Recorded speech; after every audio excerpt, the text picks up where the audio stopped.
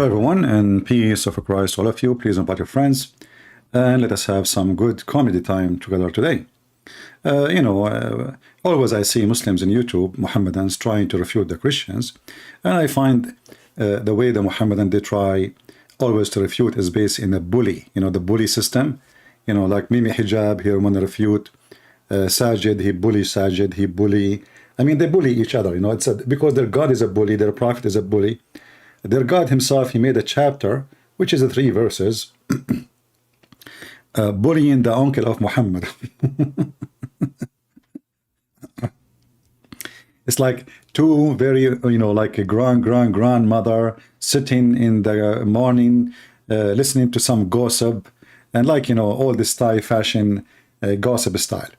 But today we will show you this kid, and actually I want people who download this video to cut it as many as you wish as short videos, so everybody will laugh at them, because actually when the Mohammedan they try to refute Christians, they refute themselves.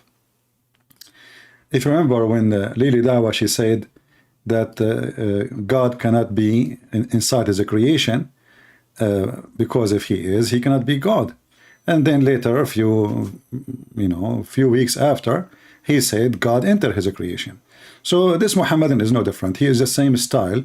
He do bully, and today we will laugh with him. This is the kid. Some of you I saw is saying like I'm going to talk about a bishop. No, I'm not going to talk about a bishop. But I saw this kid trying to refute that bishop supposedly. So I will go like the first video in the page. This is the first video. I just open it. And I will go by the videos one by one, and we will see how stupid Islam is. Be my witness. Let me open the first one. All right. I will adjust the screen size because this is a short video size, like a phone size.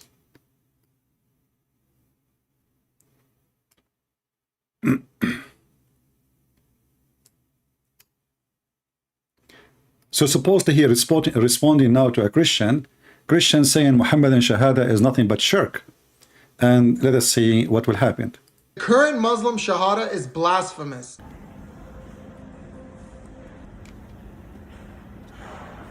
Take your time, bully boy. Isn't it you associate the name of Allah with the name of Muhammad? This is what Shahada is. And not only that, you say Allah and his messenger know best, which means you associate the knowledge of Allah with the knowledge of Muhammad. He did not like it. The current Muslim Shahada is blasphemous. Where is your answer, potato? That's it? You move your eyebrows? You sound like Jibreel. Let us go to the second video. Eyewitnesses to Jesus that will just somehow magically believe it. Rumsey, there's a reason why we claim that the Gospels are eyewitness accounts. It's because they are. It is possible that the traditions of Jesus' death by crucifixion, his burial, and his appearances to his followers afterward all go back to historically reliable accounts. Well, they call them Matthew, Mark, Luke, and John because we don't know who wrote these books, and there's no point calling them Sam, Fred, Jerry, and Harry. I mean, they're written by people we don't know who they were. Just to show you how stupid the Mohammedan. Isn't it? This is the same guy who said that Jesus was crucified and buried and dead. So if you want to take what he say, you idiot, then you take what he say. Do you see how stupid you are? Muslims are bringing an atheist who hate God to prove their point. However, potato, so why your stupid God, he approved the Gospel of John? What is the name of the Quran Gospel, or the name in the Quran for the Gospel? It is Injil, and that is the Greek book. Abdul. They were written by. They are anonymous. They are anonymous. They are anonymous. They are anonymous. Conservative New Testament scholar Richard Balcom tells us that the argument that the text of our Gospels are close to the eyewitness reports of the words and deeds of Jesus runs counter to almost all recent scholarship. Oh, and now if we go to the stupid Quran, 600 years after, we will see the stupid Quran says, believing in what is with them. So if those people telling the truth, that means your prophet is a fraud. Here we go. Lima ma'am, and this guy, he claimed that he speak Arabic, so he have no excuse to say, it doesn't say that, CP. This is the Quran, it says, and when a book come to them, confirming what is with them. Confirming what?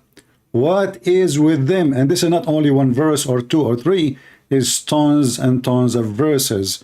It's all over the Quran. The Quran even saying what is between their hands. بِمَا بَيْنَ يَدَيْهِ.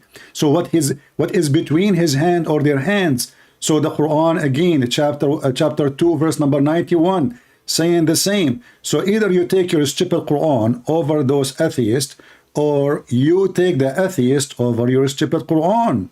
And then we will find out who is the stupid here.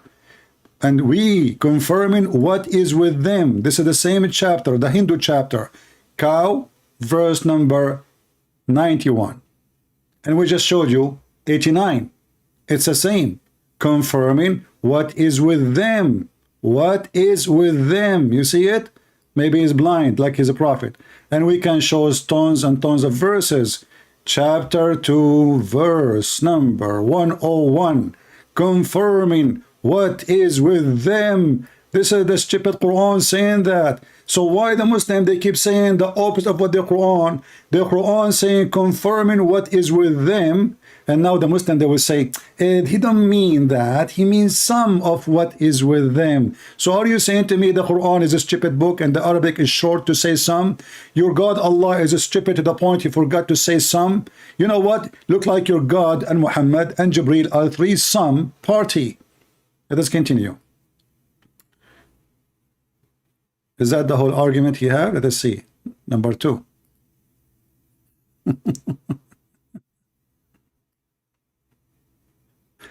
Let us continue, actually. See if you have anything. Deny it all you want, Jordan, but with 0 early manuscripts and 0 uninterrupted. 0 early manuscript. None of those will say, actually, this guy himself, Borat, he said there's no book in the world have manuscript as the Bible. You are a scumbag like your prophet. Next video. Who was Zainab? Zainab was the former wife of Muhammad's adopted son, Zayd. Oh, hold on, before I go, do you have even a 0 manuscript of your Quran? When the Muslim, they found a page donated by a Christian, and that page goes back to before Islam, which means the ink itself is not the same age of the page. The leather itself is before the area of Islam, and the Muslim, they went so crazy. Until now, the Muslim, they don't have a single copy for the following books: the Quran, Al-Bukhari, Sahih Muslim, etc., which mean the most authentic resource of Islam. They don't have a book for it. In fact, if we go right now to any Quran, we will find the Muslim says in the first page, this Quran is according to, read it, رواية هذا المصحف كتب هذا المصحف الكريم وضبط على ما يوافق رواية حفص ابن سليمان, according to Hafs, according to Asim, according to Abi Abd al-Rahman al-Tabi'i, according to Ibn Habib al-Sulma, according to Uthman, according to Ali, according to Zayd, according to Ibn Ka'b, according to the Prophet. However, this is according to, there's no proof of it, not a single page. Not a single page. According to, and the first one according to is someone came 200 years after Muhammad. Now let's continue. Who was Zainab? Zainab was the former wife of Muhammad's adopted son, Zayd. Now look, I know, usually the guy with the PhD is teaching the undergrad, but unfortunately for today, I think we're going to have to flip that script. Observe. One day, when Muhammad went to visit his adopted son, Zayd, he was greeted by Zayd's wife, Zainab, who was wearing very little clothing. What happened next? Nothing, actually, because the narration you're relying upon in Tarikh al-Tabari is narrated by Muhammad ibn Umar al-Waqidi. Question, who was al-Waqidi? Oh, that's right, a well-known liar and fabricator. Now you see, David, that was... So guys, the Muslim, they are saying to us that this is according to fabricator. The Muslim, they fabricated stories about their prophet. The Muslims, they fabricated stories about their prophet. Al-Waqidi is a fabricator. If we go right now and read the tafsir of Al-Qurtubi, Is Al-Qurtubi taking Al-Waqidi and he's a fabricator too? Because if you Muslim take the Waqidi as a source of fabrication and you say this is what happened, that means you, all of you, are mentally ill. If we go right now and we read the story about Zayd, here we go.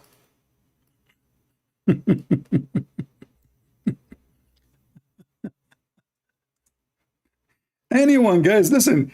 They are not only they bully you, they will bully each other. Al-Waqidi is a Muslim.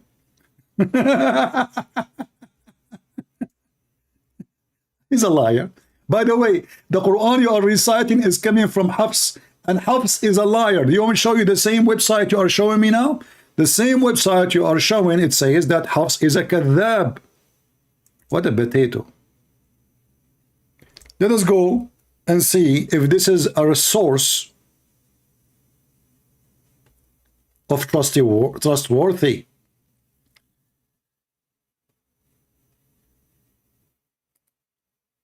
This is the official government website of the Kingdom of Jordan.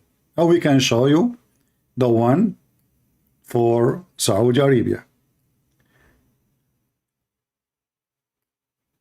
You will see the interpretation, and nobody in the interpretation saying it is a lie. So it is you who try to defend the honor of somebody who have no honor by saying it is a lie. Let us see who is the one reporting the story. By the way, if you don't like it here, we can find in different website. Hold on, forget about this one. Maybe this one is not good for you. Let us see if we can open the Saudi government website. All of those is Al-Qurtubi anyway, you know, Al-Qurtubi. Let me find the Saudi government.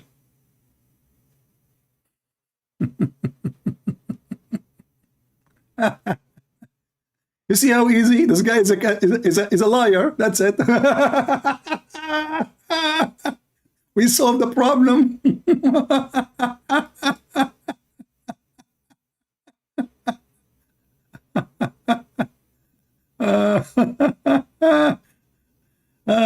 You know, the Muslims are really hilarious. Okay, you know what? This is the official government website of Saudi Arabia. I want you to make a video and show everybody where it says that this is a lie. This is Al-Qurtubi, and there is no Waqidi there. There's no Waqidi there. Potato.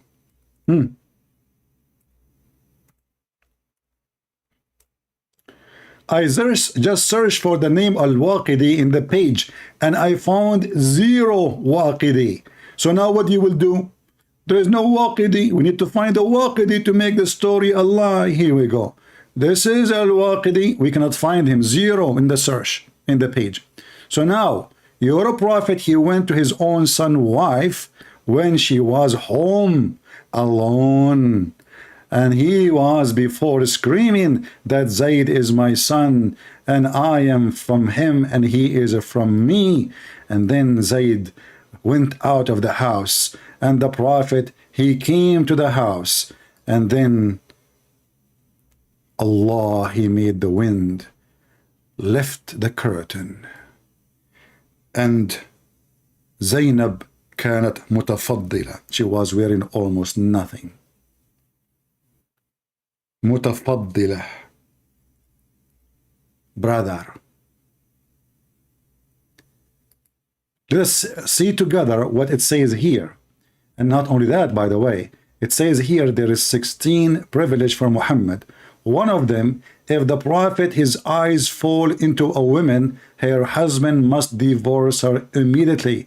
And this can be found as number, I think, 10. Let us see. Yeah, brother, this is Al-Waqidi, you know, yeah, Al-Waqidi, okay. Let us see.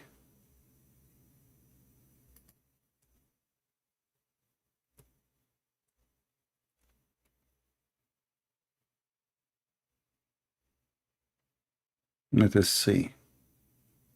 Here they are counting the privilege of Muhammad. Number 10. If his eyes fall into a woman, her husband must divorce her so the Prophet can F her. Who is saying that?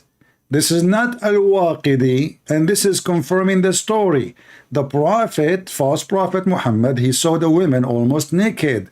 His penis get in alarm, and he said, Subhanallah, Allahu mu'allif al-qulub. So praise be to Allah, the one who flipped my heart for you. And Muhammad here, he blame Allah for him going with the wind, with the lost, you know.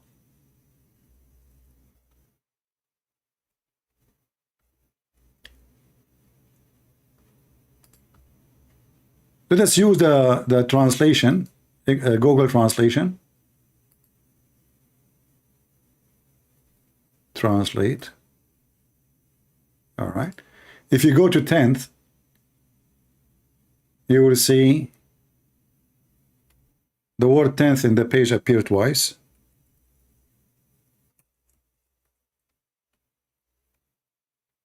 All right. Not the first one, the second one.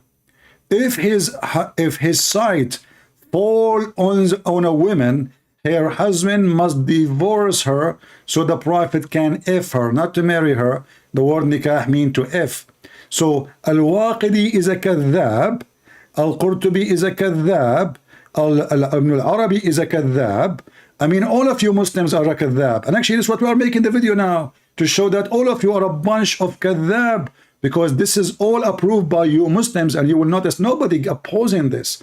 Nobody saying no. And you will see the privilege, all of them about sex and money, sex and money, sex and money. All the privilege of Muhammad. All the privilege.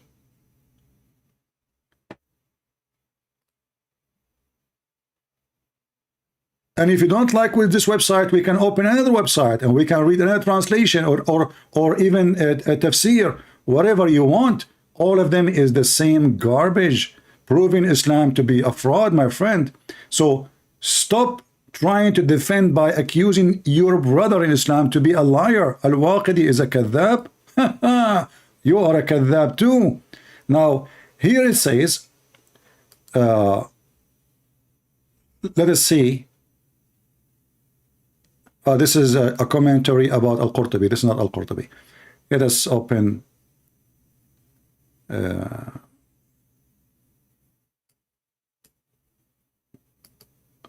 And they are describing even how Allah left the curtain by the wind.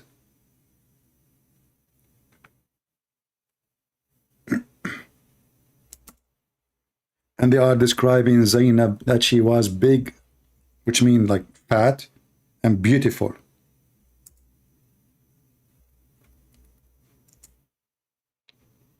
Here we go. How Zainab she look like? Let us see. Why Muhammad he like her?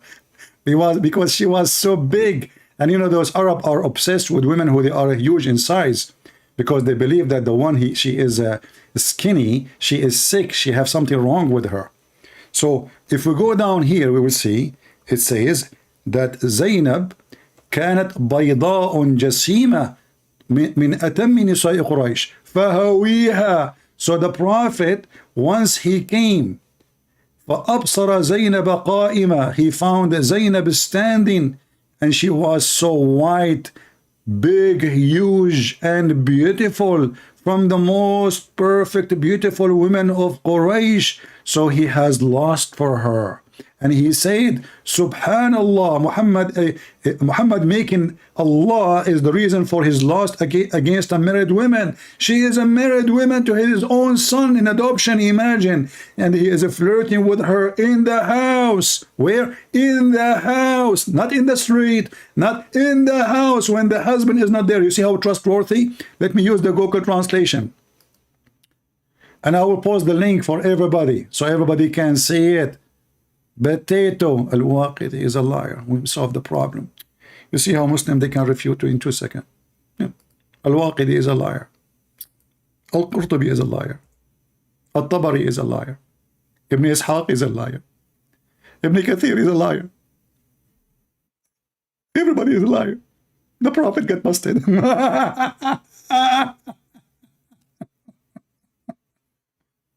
Oh boy. Let's see the translation here, if the translation will come correct.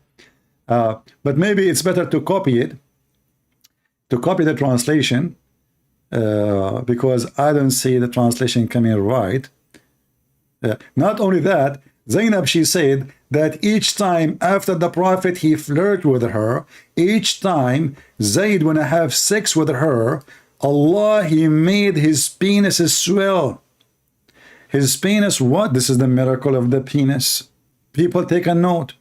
Each time the husband, imagine the husband now, Allah, he preserved Zainab, the wife of the man, to Muhammad to F her.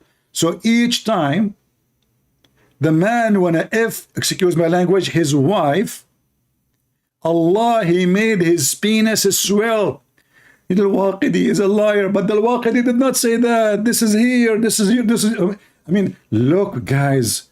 I mean, you see, those Christians accusing the prophet of lies.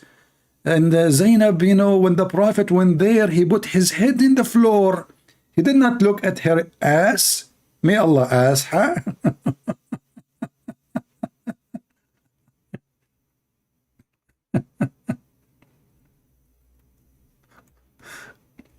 The prophet was a very good man. Look, Zainab, she was standing. She was white and huge. The translation not coming good. White and beautiful, from the most perfect women of Quraysh. Zainab, she heard Muhammad flirting, not a glorification. You know, Muhammad, he's saying, Subhanallah, Mu'allif al-Qulub, praise be to Allah, the one who made my heart. He is accusing his God that he is behind his fornication. Because Muhammad, he said in the hadith that fornication have many ways. Fornication of the eyes, fornication of the hands, fornication of the feet, and fornication of the penis or the vagina. Now Muhammad doing fornication in this moment with the eyes and the tongue. And he is accusing his God that he is behind that fornication. It is Al-Waqidi. Let us go to video number 2, 3, whatever it is. Let us zoom in. So guys, when you make those videos, you have to make them, try to make them shorter, you know, like cut them pieces, each topic alone. But you see how he solved the problem? Al-Waqidi is a liar. All Muslims are liars. Allah's messenger. Whenever you have that, those two words, there's this little Arabic inscription. Sallallahu alayhi wa sallam. Interesting. But Allah, the name of Allah doesn't get that. Did it ever occur to you that we don't say Sallallahu Alaihi Wasallam after Allah's name? Because Allah's name is in that very sentence. I mean, you hit the guy in the belly button. Look at this look. Then Allah name in that very sentence. Abdul, he's asking you why you don't add something to glorify your God after his name, but you add something after Muhammad's name to glorify Muhammad. Which one is more important? The smart you said that Allah name come after Muhammad, which means Muhammad is first and Allah is second, and Allah is just a decoration to make Muhammad more sexy, and you know it. Do you see how stupid you are? You just confirm what he is saying. He is asking you, how come you glorify Muhammad by saying that Allah and the angels are praying, not saying the blessing? Because all Muslims, they say, let us see if you will say that or not. Hold on. Oh, you didn't notice? Listen carefully. Listen carefully. Sallallahu alayhi wa sallam. Sallah mean pray. Allah, he pray on Muhammad. Why? Who is the God? And Allah, he pray to who? And if you say that mean a blessing, that will be more stupid, because the verse says, Allahu wa malaikatahu yusalluna ala nabi. Allah and the angels praying on the prophet. Go watch the debate with David Wood and Mimi Hijab. Muhammad Hijabi agree that Allah, he pray for, not to. Next. So academic, who defines what's normal and what's not normal? Who defines that?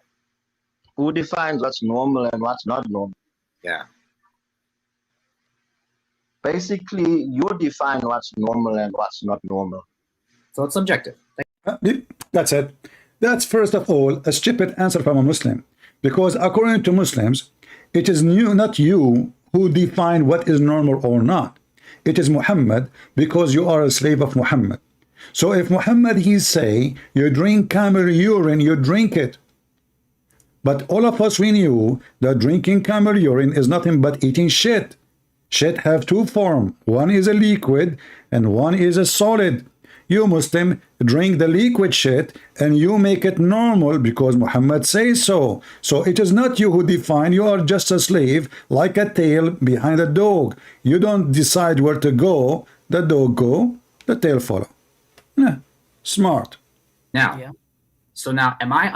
This is This stupid. verse was revealed regarding the stoning of adulterers. Nothing you said about the context of that verse undercuts my original point. I'll gladly break it down for you. Break The it. Jews at the time had an issue, so instead of using their own scripture, they decided to go to Muhammad, peace be upon him, to solve the issue for them. So the Quran, when describing this, says, "Why do they come to you for judgment when they already have the Torah containing Allah's judgment?" Think of it this way. Imagine I was to ask a Christian for some advice, and the Christian would respond with, "Why are you coming to me when you have the Quran containing Allah's judgment?" Would we then understand that Christian to be saying that the Quran is reliable? And That's a good one. And this is why you will not find a Christian saying that to you. And now you got your prophet busted, because in the Quran, Allah said to Muhammad, if you have a doubt about what we sent to thee, go and ask Christian Prince. Based on what you said, it is stupid to say to somebody, go and check your book, and his book supposedly it's not valid, and this is what he is saying to you. And now we find that Muhammad himself was advised by the funny Allah, Aka Muhammad, if you have a doubt about what we sent to you, go and ask the people of the Torah and the Gospel, chapter 10, verse number 94. And now, what you will say, continue. Different one. You look like funny, you know. in fact, I'll use you as an example, because you yourself in your own video said, Allah says to Muhammad regarding the Jews, hold on, did you just say Allah says to Muhammad? Are you now admitting that the Prophet Muhammad received revelation from Allah?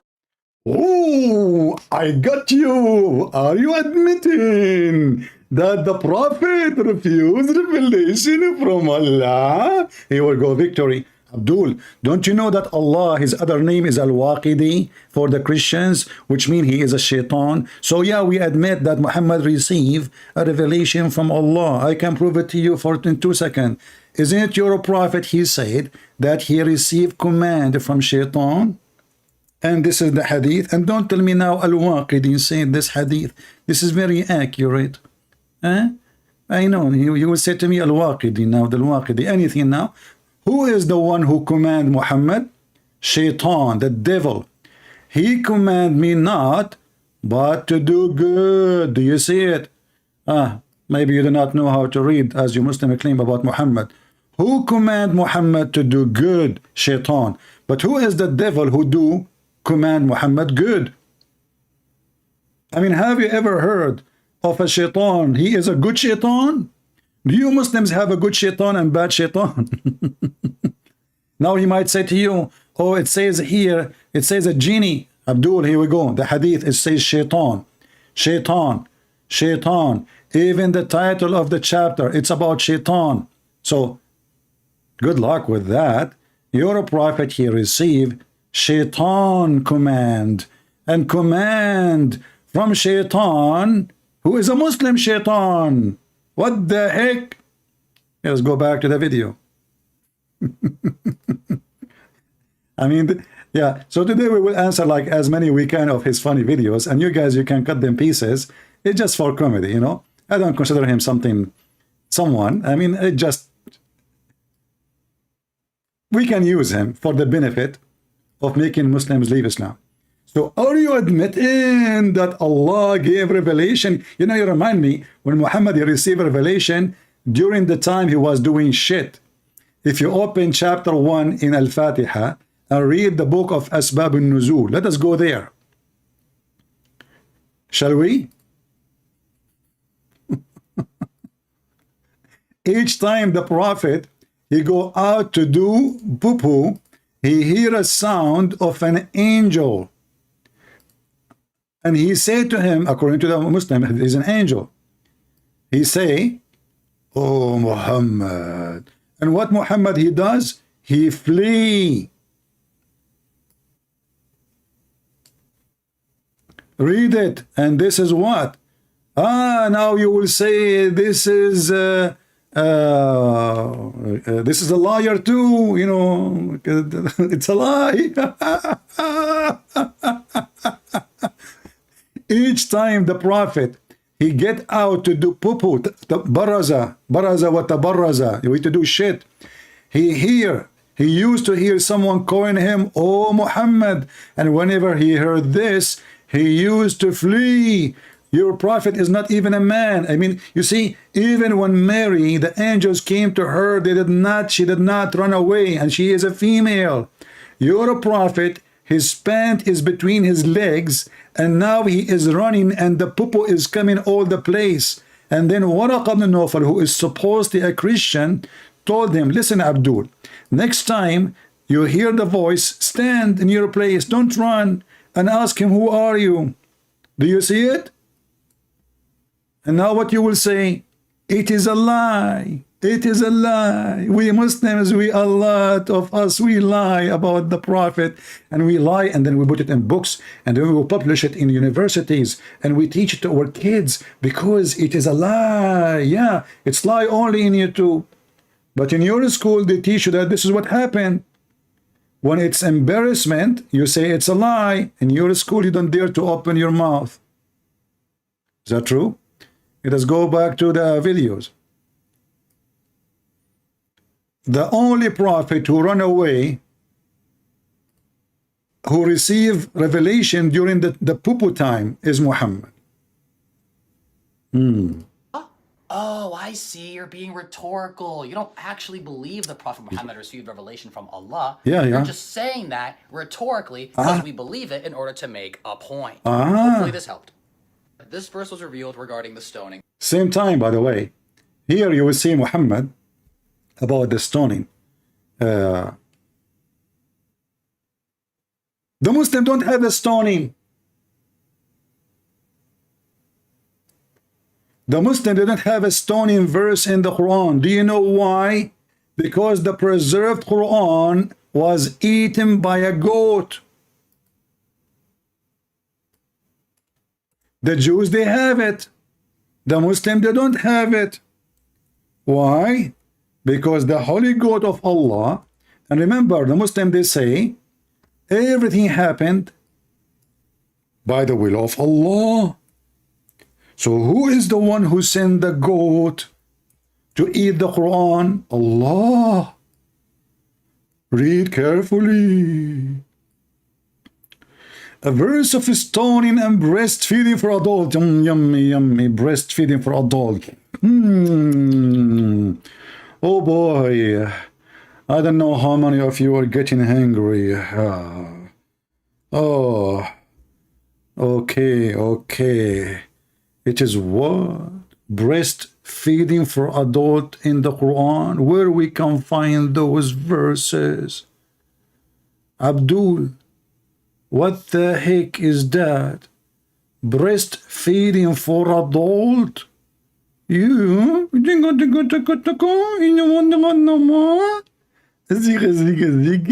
Yeah. Bad boy. So Allah, he wanna spoil the Muslims. So he told them, listen. This is a Muslim guy. He go and he found his neighbor sucking the boobs of his wife. She said to him, hold on.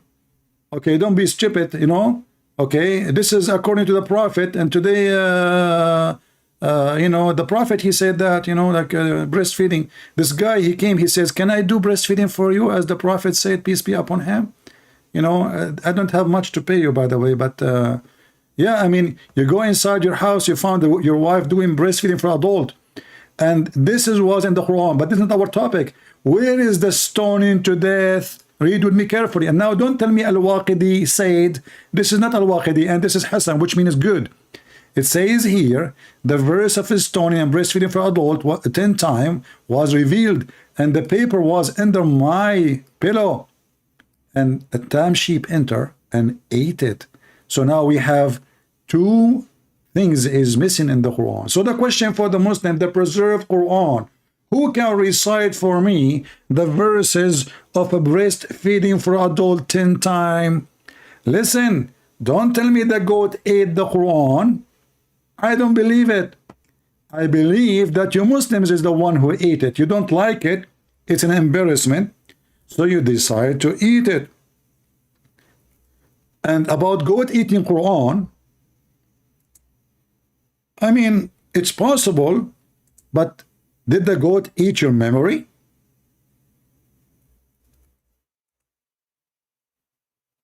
Did the goat eat the memory of the Muslim? The Muslim, they keep bragging about that they do preserve the Quran. By what? By the memory of their heart. All right, the goat, she ate the Quran. Is the goat a Trojan horse who ate your memory? Waiting for the answer. May Allah bless you, goat. You must be a holy goat now, because you have a holy Quran came to your belly and came from your anus. And now the Quran became a fertilizer in the land of somebody. And this is the original Quran. Can you imagine the blessing of the poo-poo of this goat at that day after she ate the Quran? What kind of fertilizer go down in the ground? Do you think people, they collected? Do you think there's a lucky person, he hide it, and now one day he will say it in eBay? Do you think that he will use it for nuclear facility? Do you think that he will see the light of Allah through the fertilizer coming from the poo-poo of the goat? There's many options. All of them, soon they will be in the auction. And anything is embarrassing, they would say it's a lie. It doesn't say that, CP. Yeah. Going back to the videos. Oh boy. You guys, you will have a lot of videos to cut, huh?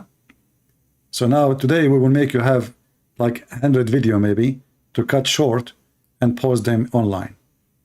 Okay, let's go to the video number.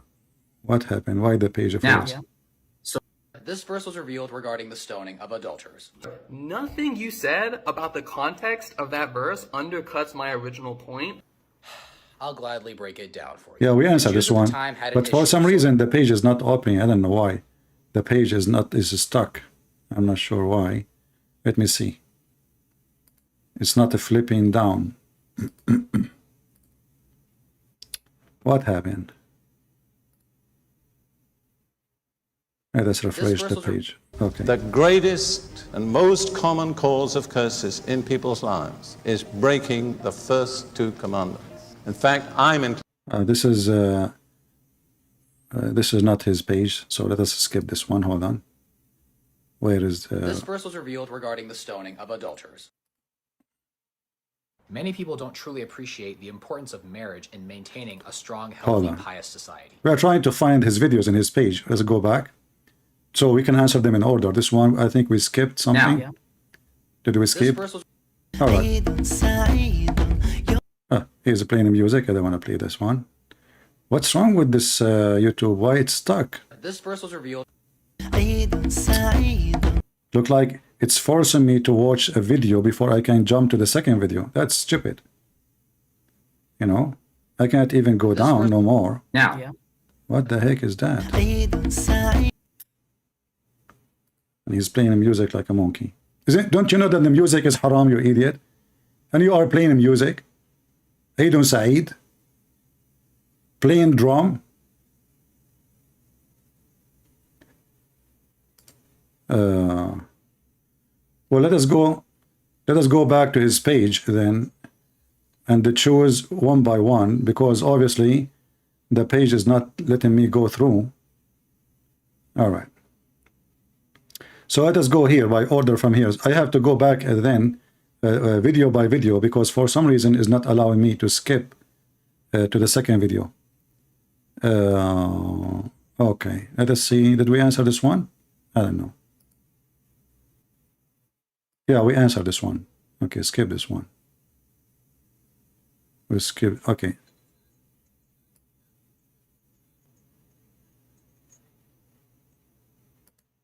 We just showed you, you idiot, that in your Quran, it's approving the Torah. And not only that, your stupid prophet Muhammad himself, he took an oath on the Torah. Physically, he put the Torah under his hand, and he said, I believe in thee and the one who sent thee.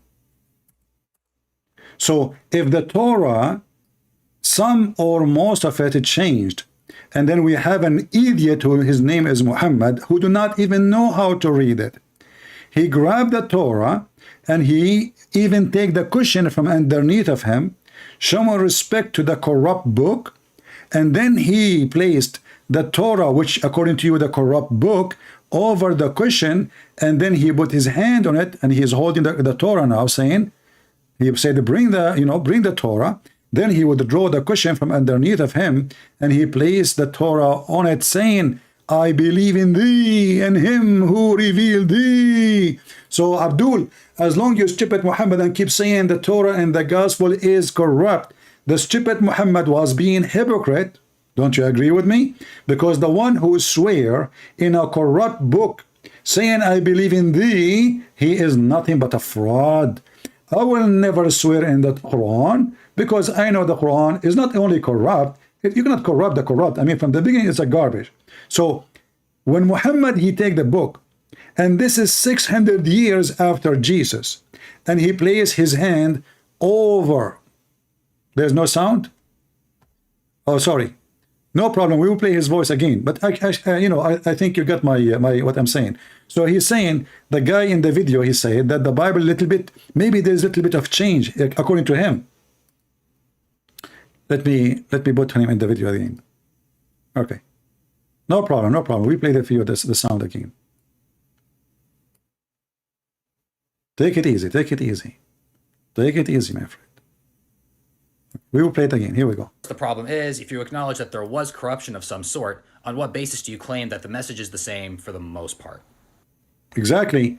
You know, if you claim, but this is a claim, nobody can. You are the one who claim it, you stupid. A second ago, you played a video saying that you claim, but do you have a proof? What do? You go to an atheist to prove your claim. But in your Quran, it confirmed the book. It confirmed the book.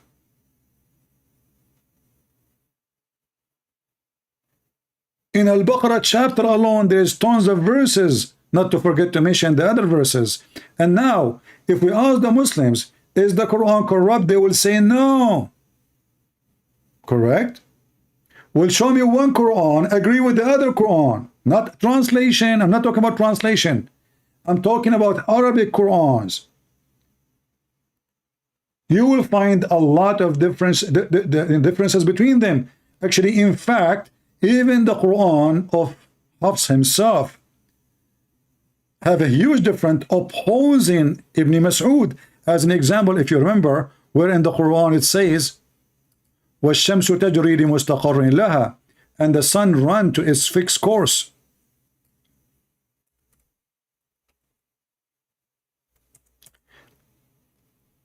In the Mus'haf of Ibn Mas'ud, it says that the sun does not run to its fixed course.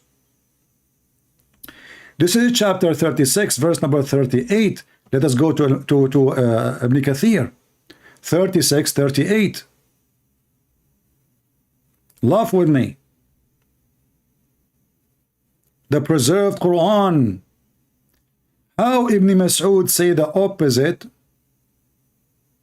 from Hafs? Because one of them is wrong.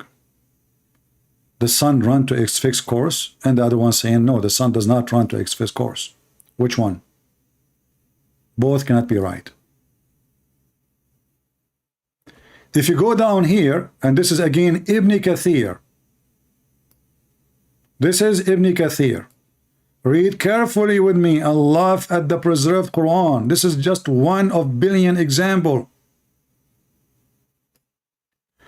وَالشَّمْسُ تَجْرِي لَا مُسْتَقَرَّ لَهَا. So the Quran here saying that the sun runs and there's no end station for it. And this is a translation. And the sun runs with no fixed course for a term. No fixed course for a term. Go up. Opposite. And the sun runs to its fixed course. Which Quran is the true Quran? The one run to a fixed course, or the one does not run to a fixed course? Here again, you will see different Quran, and the Muslims are confused which one of them is the true one. They don't know, so they have to put them both, but they are opposing each other. There's a huge difference between somebody who go to sleep in the sentence, and the other sentence somebody he don't go to sleep. So it cannot be the same. And when they say to you there is different reading, it's just a change of dialect. That's a lie. This is the opposite meaning. This is not a change of dialect. And what dialect? Ibn Mas'ud, he lived in the same town where Muhammad lived. So why every Muslim will have a dialect when it is a small town of Quraysh? You know, when you hear Muslim talking about 7 letters, you will think that we are talking about a China who have many ethnic group. This is a small tiny village. It's called Quraysh. What dialect? And who is the one who asked for 7 recitation for the Quran? Muhammad. Do you have them?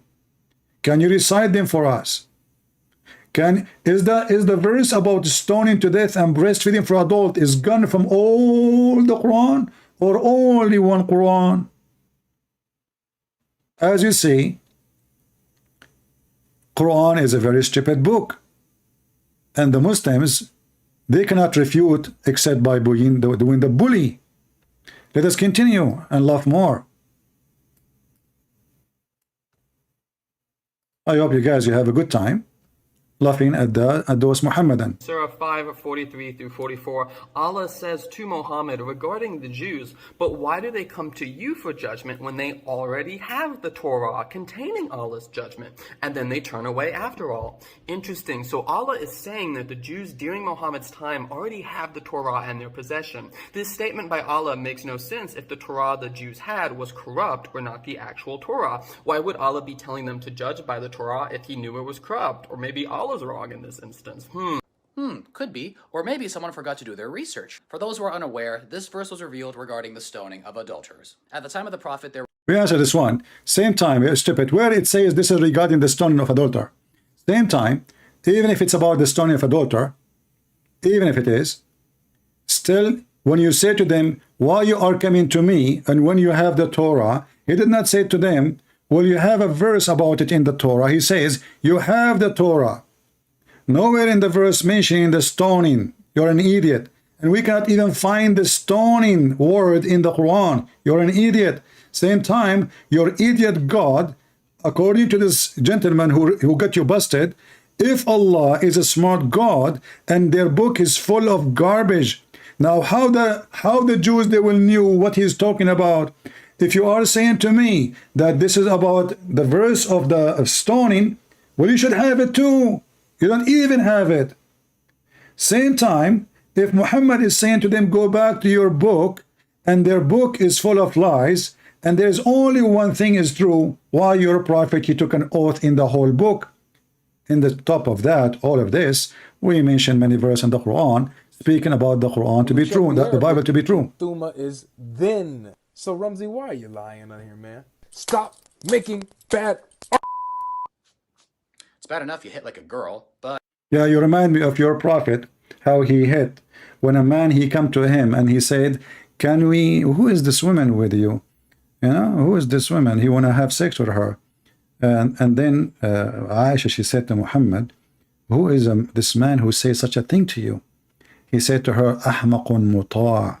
he is a fool, we have to obey. Which means if he insists to have sex with you, you have to do it. He is a leader of a big tribe, and Muhammad, he have no match. He will kill him, he will eat him alive. Now, as long you are the man, and talking about beating by sandals, isn't it your stupid Quran saying that if somebody homosexual, all of you Muslims, you have to carry your sandals and beat the homosexual? This is the Quran. And now don't tell me it doesn't say that, CP. People will laugh at you. Okay? Yeah. We go to the Quran and we will find the following. It doesn't say that, CP. Does it? No, it does not.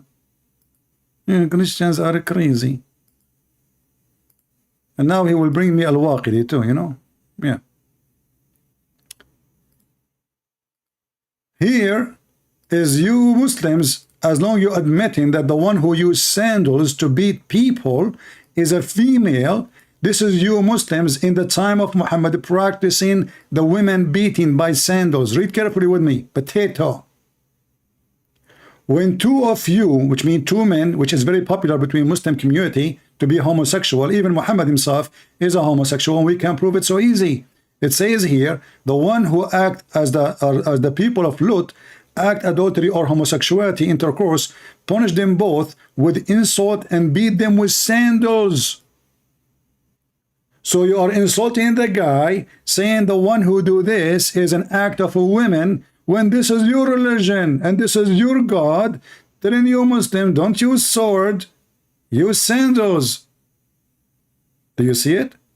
And now what you will say, it doesn't say that, CP. And now we need to ask you, where is the punishment for homosexuality in the Quran? Zero. This is the only verse speaking about homosexuality. He will say to you, it's in the hadith. Muhammad later, he lived with the Jews, he learned from them, so he said, do as the Jews they do. But there's nowhere in the Quran it says, what is the punishment for homosexual? As you see, just heard them. And if you beat a homosexual with a sandal, he might get excited. Abdul, like your prophet. Let us back, go back.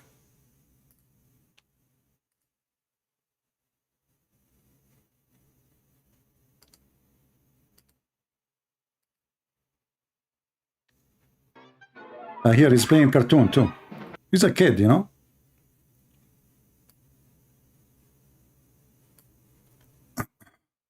I don't know why this is stupid YouTube keep, you know, like freezing. Let us go. Skip. All right. Now we go back to the video here. The Arabic, Thumma is then. So Rumsey, why are you lying on here, man? Stop making bad art. It's bad enough you hit like a girl, but now I guess I gotta teach you Arabic and English. Mm-hmm. The word then doesn't necessitate a sequential order, nor does the Arabic word thumma. Chapter 19, verse 70 uses the word thumma and reads, then surely it is we who are most knowing. What do you know? The Arabic word thumma and the English word then both don't necessitate sequential order. Let me get you busted, potato. This is an official Islamic teacher. He teaches Arabic. It's called Learn Quran. Learn Quran. Learn Arabic Quran. And this is Thumma in his video. And this guy is not a Christian. He is a sheikh. Thumma is a conjunction that usually indicate order and extensive period of time, which means there's a long distance between the one before it at a time, long time, before the one before it and the one after it. And it's used specifically to indicate time, not only just order. It have to be about something happen while after, not right away. Actually highlight the difference in the light of another conjunction, which is the fa. So fa is a conjunction that usually indicates order as well. So highlight the difference in the light of another usually indicates order. So it joins between two things and it indicates order between them and an extensive period of time. We'll explain what that means in just a second. just prior to giving the example, we need to actually highlight the difference in the light of another conjunction, which is the fa. So fa is a conjunction that usually indicates order as well. So they both indicate order. The difference is that thumma indicates an extensive period, while fa indicates a brief period. So who is the stupid who want to teach them Arabic? You remind me of Mimi Hijab, who want to teach Arabic and Hebrew to David Wood. Haha, I know this is coming. I'm going to teach you Arabic and Hebrew. And what? Elijah mean God is with us. So the potato you who's trying to teach somebody Arabic, obviously you do not know Arabic. And that will make Islam funny and stupid. Why? Because if we go in the Quran, we will find the following. When Allah was creating the earth and the heaven, the idiot Allah, he keep using the word thumma. Read with me and laugh.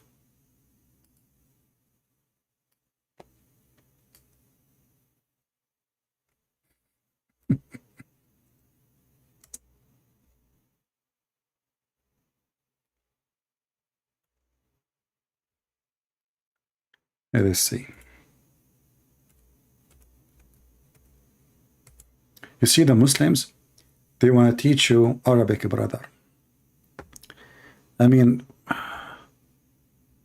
what you can say, you know, what you can say.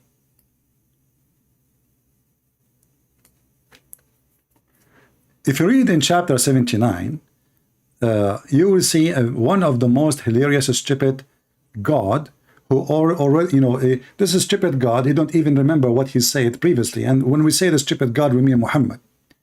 So according to the Quran, Allah, he built the sky, and then he left the sky up, and then he made the day and the night, and then after that, he spread the earth. However, if we ask this Abdul, which one Allah created first? The answer is the earth. So look what happened. Allah created the earth first. And this is more stupid ever to say, because if you create the earth first, shouldn't you create a space for it? Potato, isn't it the sky is the space? So Allah created the earth first, and then he did not finish the earth. He went to make the sky. He finished the sky, and then he came back to the earth, and now he made the earth flat. And then what happened? And he started doing those things, as you see, one by one. But you know, what is the problem? If you go to different verses in the Quran, you will find that the stupid Allah, he forgot, and he is saying totally the opposite.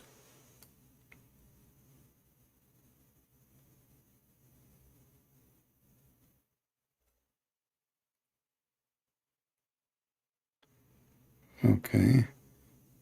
Maybe we should go first to the cow chapter.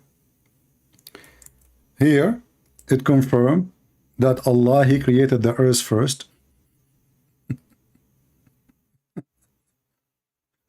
Do you remember the Zakir Naik speaking about the Big Bang? Big Bang? Brother Sister, the Quran mentioned the Big Bang, and the Big Bang is proven, and the Quran mentioned 1400 years ago. According to the Quran, the earth created first. What Big Bang, potato? The only Big Bang you got now, since Lady Dawa told you that the scientific miracles of the Quran is a fiction and it's a lie. He who created for you all that things on earth, moreover, he designed, comprehend the heaven. So look what happened. It says in this verse that he created everything on earth. But the other chapter saying no. He come back and he start walking in the earth and he put mountains. Here it says he created everything in the earth and then he went to the sky. There it says no. He created everything in the sky. He left up the sky. He made the stars and the moons and the day and the night. And then he started working in the earth. And then he created water and grass and trees. And then he put mountains. Are we done? No. Let us go to other verses. The stupid Muhammad gift keep coming. He never ended, brother. If we go in the Quran, where it says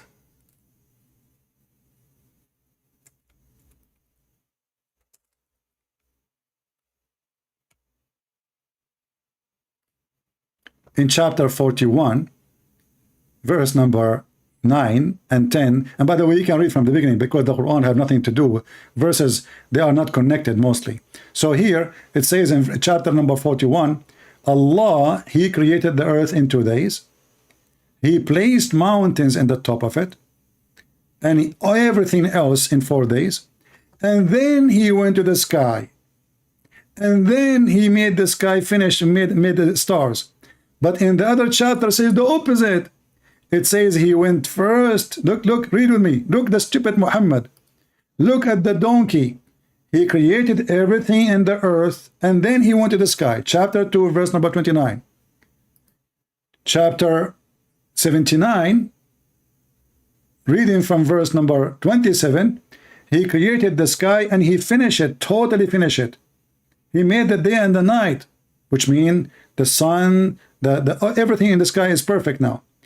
And then, after He made the day and the night, etc., then He started working in the earth. But we go to the other verse. Let us continue. Chapter 41, verse number 9 and 10, 11, you see, here it says, He made the earth in 2 days. He made everything in the top of the earth in 4 days. Then He went to the heaven, and He started working in the heaven, and the heaven was a smoke. And then He made the day and the night and the stars, and that is the last thing to do. So who is the stupid here? Which one Allah created first? The stars or the mountains? The stars or the water? The stars or the grass? Stupid Muhammad, he don't remember which one he created first. Let us go back to the video. Shall we continue, guys? Or do you think he is worth to continue, or you are enjoying the comedy? What do you think? Should we be merciful on him? I mean, this guy will become the joke of everybody. And as you see, we showed them. Here we go. Let me give you the link of Thumma. This idiot, he is saying Thumma does not mean next. This is stupid. He claimed that he have knowledge in Arabic. This is the link. This is the link. And this is a Muslim, this guy, he is very, and he made videos to refute me too, supposedly. This is what Thumma mean. Thumma mean long after. Long. And this is why actually I wanted to use it here in chapter 41. You will see Allah, He is using Thumma. Allah in verse number 10 and verse number 9, He created the earth in 2 days, and then He did everything in the top of the earth is 4 days. This is 6 days. Now the Muslim, to fix this problem, they say to you, no, this is 4 days including the 2. That will be stupid. You mentioned already the 2, so there's no point to mention the other 4 if they are not other 4. Do you see the stupidity? But to fix it, Muhammad obviously he made a mistake. 2 plus 4, that's already 6, and then plus 2, that is already 8. But the Quran says in many places Allah created the earth and the heaven in 6 days. But look what happened here. Here it says Thumma stawa ila sama. Thumma, the Muslim translated as then. That is a false translation, because Thumma mean long period of time, not right after. Then is right after, but it's not. But even if you use it as then, that is a contradiction for the other verses in the Quran. Then, again, then. But as you see, we showed you how the Muslim themselves, they explain it, saying that this is nothing but Thumma, as long period. Let me put it for you on the screen again. In Arabic, if you want to use something for short term, next conjunction, you say fa.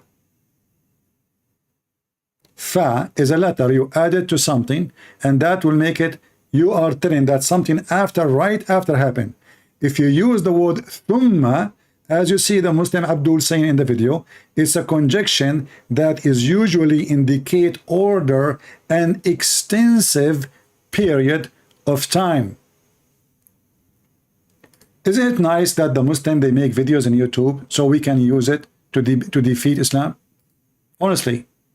I mean, if those Abdul themselves, they are not making those videos, People, they might say, okay, this is a Christian saying such a thing. What if he is lying? Maybe he is not saying the truth. Maybe he is making other things up. But as you see, we are using the Muslim videos. Revelation that Muhammad had 500 years after Jesus, which obviously means Muhammad never met Jesus. Do these missionaries think God has a bad memory? Since God doesn't forget, it wouldn't matter if he sends a prophet 500 years later, 600 years later, or 6 million years later. Stupid. You are a low-class IQ potato. The guy saying to you, if I will go with you now, your God have a strong memory. But don't you think your God, his memory is so slow to the point, he wake up 600 years after Jesus to remember that he should have sent a man, his name is Muhammad. So the stupid you, claiming that your God have a strong memory, but the strong memory of Allah did not get activated until 600 years pass. And oh, I forgot, man, I forgot. The Christians, they are worshiping the wrong God for the last 600 years. Man, I should put note in my screen. You know what? I have a note here. I have to do breastfeeding for adult 10 times. Okay, what is this note here? This note is says Muslims should drink camel urine. I remember that. Okay, what this note here? Oh, a Muslim woman, if she divorced 3 times, she have to F a new husband before she come back to the husband. What is this note here? Oh, this is note dirty. It's so old. Where I got the note? Oh, this note is 600 years ago. Hey, Allah, don't forget, you idiot, to remind the Christians that they are worshiping the wrong God. Jesus is not God, okay? Huh? Man, I forgot it. Man, covered by dust. I apologize, I apologize. So the stupid you, instead of saying the opposite, that your God obviously don't have a good memory, your God is an idiot, he slept for 600 years, and not only that, Allah is the one who deceived the Christians. We will see that later. Let us see next video. Revelation that Muhammad had. This is a stupid video. I had so many dreams in my life. I know what dream is, and I know what real is. And this was far from any kind of dream that I can ever imagine. I'm just curious to know if it actually gave you an intellectual reason as to why Islam is false and Christianity is true. But you know what? I want to go with you. So when your prophet, he was squeezed by the angel Jibreel. And even Jibreel did not say, I am angel. And he did not even mention his name. How your prophet, he noticed that Christianity is not true? I mean, the Jibreel, he just squeezed him. And nowhere in the Quran it says that Christianity is corrupt. Or what the Quran is saying, that the Christian, they believe in Jesus, that he is a son of Allah. But we don't believe in Allah, and the Quran itself contradicts itself, saying that the Christian believe that Jesus is Allah. If we go to the stupid Quran, you will see how stupid Muhammad is. Muhammad is so confused. Have you ever heard of somebody think that the Trinity is Mary versus Allah versus Isa? In the same time, the same stupid God, he claimed that the Christian believe that Jesus is the son of Allah. But the same Muhammad, he believed that Jesus is Allah. He believed that the Christian believe in that. All right? So look with me.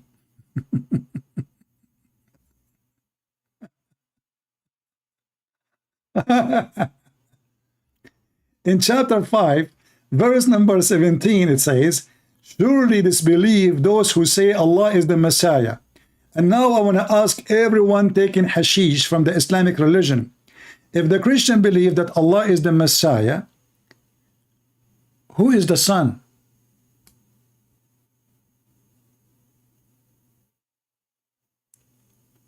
Guys, are you with me? Do you see the stupidity? If the Christian believe Allah is the Messiah,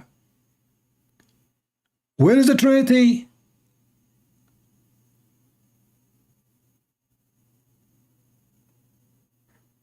The Christian, they don't believe that the Messiah is the Father. Neither they believe that the Father is the Messiah. So when the stupid Muhammad, he say that the Christian believe that Allah is the Messiah, if we assume he is the Father, which is not true, but it is for the sake of discussion, if he is, then the Trinity is not there. That means the Christian, they believe in one person, one God. In other verse, the stupid Muhammad, he say that the Christian believe that the Messiah is a son of Allah, and the Jewish believe that Uzair is a son of Allah. Chapter 3, verse number 90. But those two verses cannot be true, because first of all, we cannot find in the whole Torah where the Jews worship a man, his name is Uzair. Not as Muslims they say, it's a claim. Can you show me one place? Can you show me one book? The Jews they say that? No, never. It's a lie. The Jews call Uzair the son of Allah, and the Christian they call Christ the son of Allah. But in the other verse, the stupid Muhammad saying the Christian believe that Christ is Allah. So how he can be Allah and he is his son in the same time? Obviously, Muhammad is an idiot. He don't understand not in nada about Christianity. The Christian don't believe that the Son is the Father, neither they believe that the Father is the Son. We don't. This is why we call it the Trinity. So when Muhammad he says the Christian believe that the Messiah is Allah, then we need to ask him, who is the second person in the Trinity and who is the third person? The Messiah is Allah now. If this is what the Christian believe, so who is the second person and who is the third person?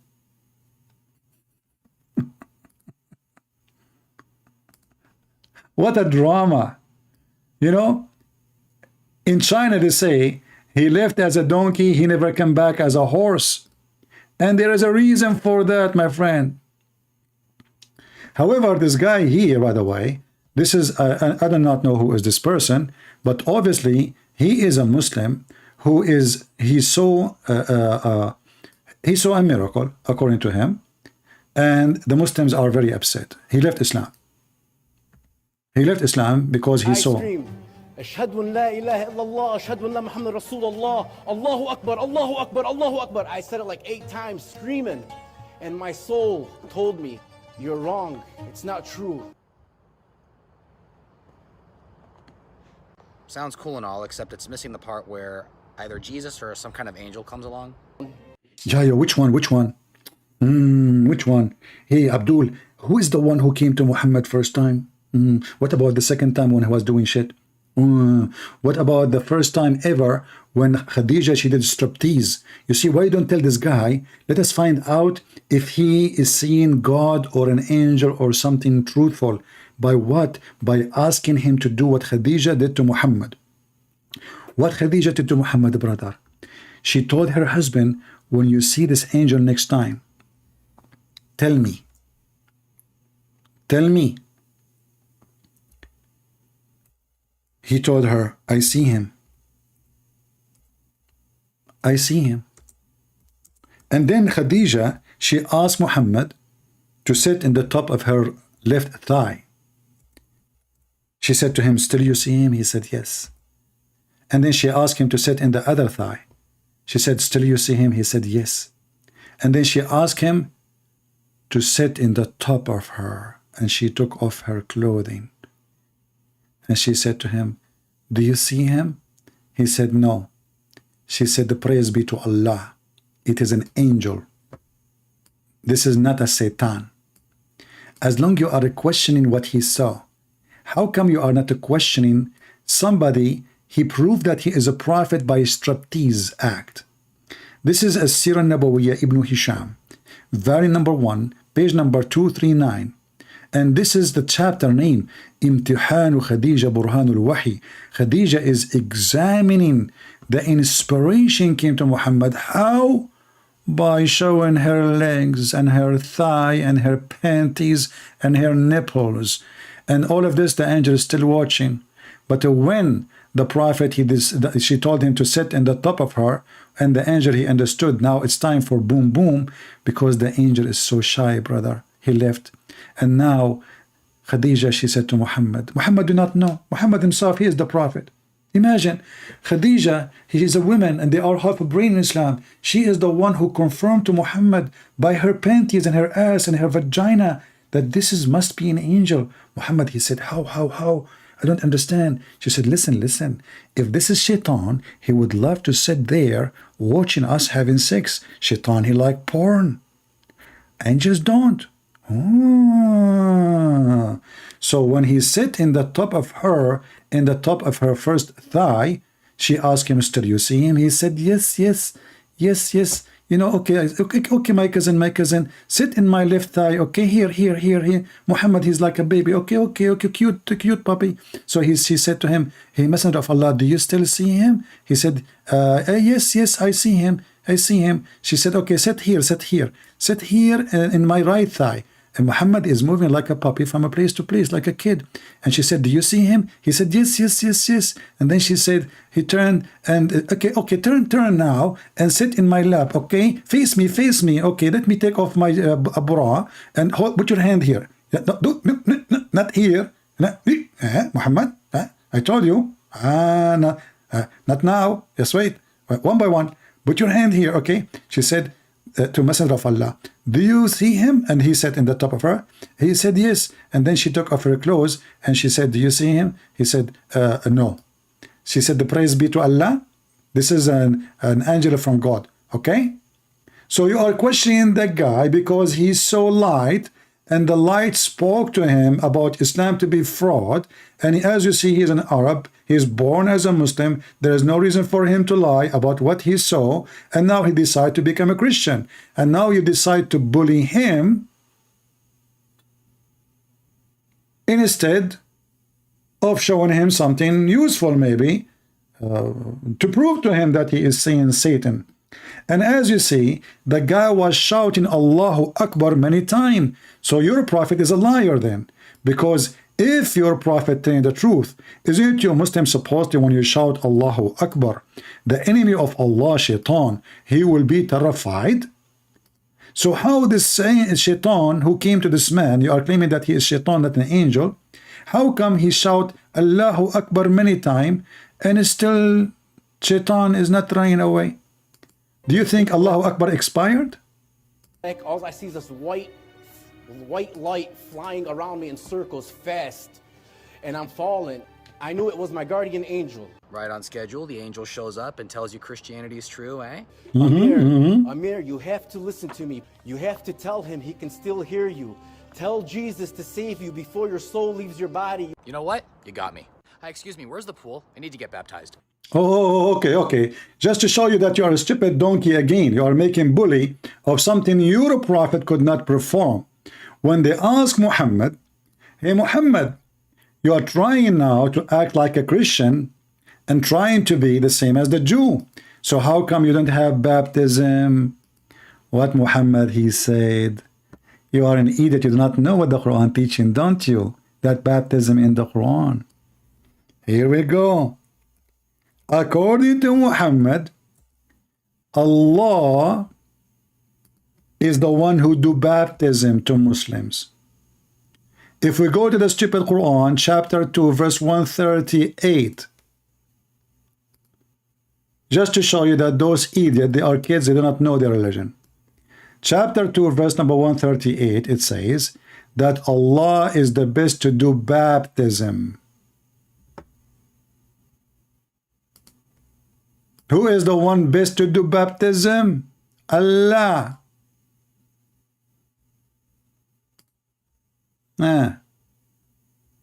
Muhammad, he could not do baptism. Where is the verse? Hold on.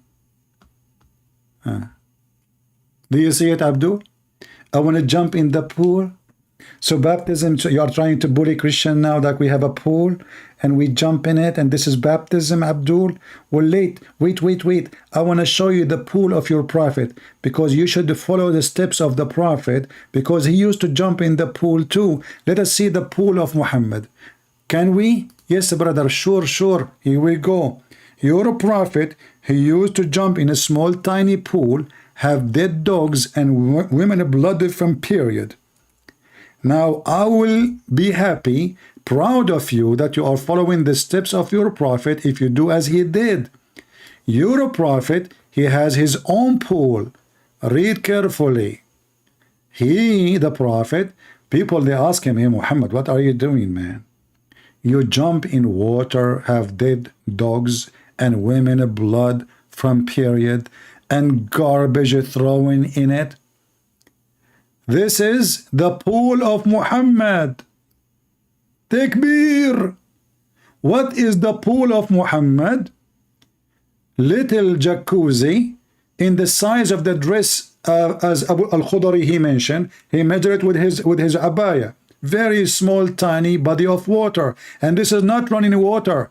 Remember, this is Mecca. People will never throw garbage in water if it is good to drink. They will never do that. This is water coming from the people, you know, in the old villages. Until now, actually, many places, they still wash the dishes behind the door of the house. And then they have little hole, and at the door go out to the street, and there's little tunnel will go to the lower point in the town, and this is where the sewage will be. Here, Muhammad is taking shower in his sewage, claiming that water is always pure, and nothing make it not pure. So as long you want to jump in the pool, can you please take a video, bring many dead dogs, and they have to be dead bodies, remember, not just died now. I mean, you know, as you see, even the hadith says stinky. You see the word stinky? It's not me even saying the word, you know, it says stinky, you see? I don't know if you know how to read English. Stinking, you know. So the Prophet now preparing himself to pray to Allah, and he is jumping in a stinking water, have dead dogs and women blood from period. And this is explain why Prophet Muhammad's skin was so hilarious, so white. I think the dead dogs, they act like a bleach. And Muhammad, he was, imagine himself going to the beach. And the women rags for period, he wore them like a bikini. And he lay down and he said, this is what is going to be the future of the burkini. What a beautiful prophet, clean prophet. And according to the prophet, water is always pure and nothing make it impure. But isn't it piss? 95% of it is water. Potato. What is piss? How much water is in the piss? And what the difference between piss and this? Muslim don't accept hadith. Guys, here we go. This Muslim, he refuted me again. You see how Muslim, they refute anyone? Anything you say, in a second they will give you a refutation. Listen. Look what Zayd. This is Zayd, the husband of Zainab, the one Muhammad, he used to sleep with her when she is married to Zayd. You must be proud to be Zayd, my friend, and your father, even your wife. Muslim don't accept hadith, only sahih ones that were narrated by a group of Sahaba. Well, you idiot. This is Ibn Sa'id al-Khudari. This is Sahaba. And here it says Sahih. Do you know how to read? Sahih. So what we will do now? It says Sahih, brother. We. It is Sahih. We. So he tried to escape, you know, the embarrassment. Anything you say to them, they will try to put it down. It's not true. It's not authentic. I mean, yeah, we Muslims, we lie a lot about the Prophet. You know, Muslims are a bunch of liars, and they cannot wait to lie about their Prophet. But it says Sahih. This one it says Hassan. This one it says Hassan. This one it says Sahih. Look. I mean, it says Sahih, but it's not Sahih. It says Sahih, but it's not Sahih. So in Islamic books, when the Muslim they say Sahih, they mean it's not authentic. Yes, Sahih mean authentic, but they mean the opposite to confuse the enemy, brother. How deep it is. So he want to jump in the pool. Shall we continue or enough for have mercy on this guy? Maybe next time we can continue. Let us open Skype and see if there is anyone. But we gave you enough videos to laugh at him and what he is saying. And maybe he will repent and be honest a little bit. You want to jump in the pool, you idiot? Well, we made you jump in the pool. Here we go. Your prophet, he jumped before you.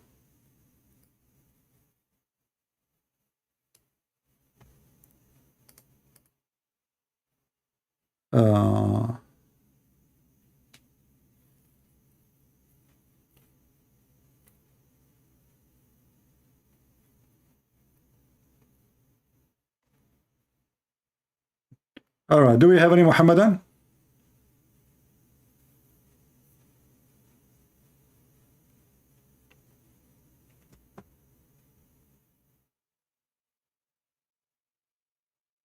Any Muhammadan here would like to join us?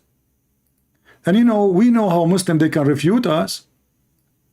You know, like, you know, you ask the Muslim a question, it's very easy to refute the Christians. Very easy.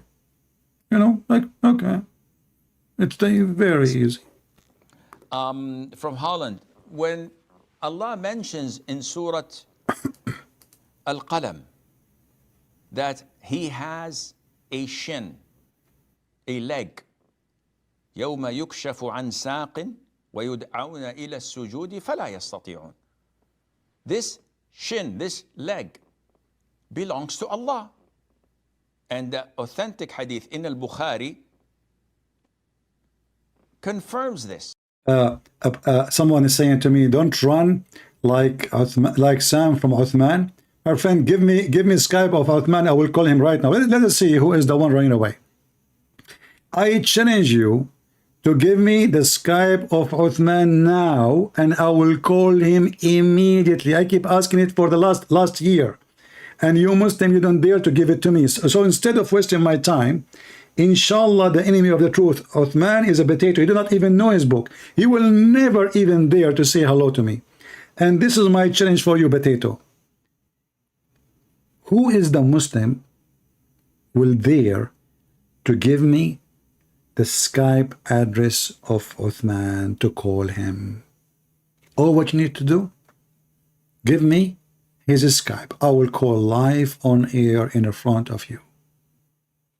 Now, tomorrow, the day after, all of you are potatoes. You keep asking me to debate Uthman, but Uthman never let me call him. How I'm going to debate him? You potatoes, your Uthman is a joke. And he knew his size. This is why he will never get close to me. And when you say to me, Sam did run from Uthman, I don't think Sam will run, but maybe he will not go and talk to someone low. For me, I don't mind. I take all kind of garbage. I don't mind, you know. Somebody have to clean the garbage. And that's me. So I don't mind, my friend.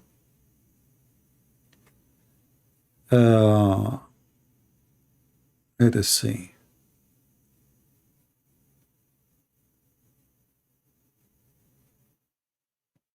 This guy is calling me Kalb.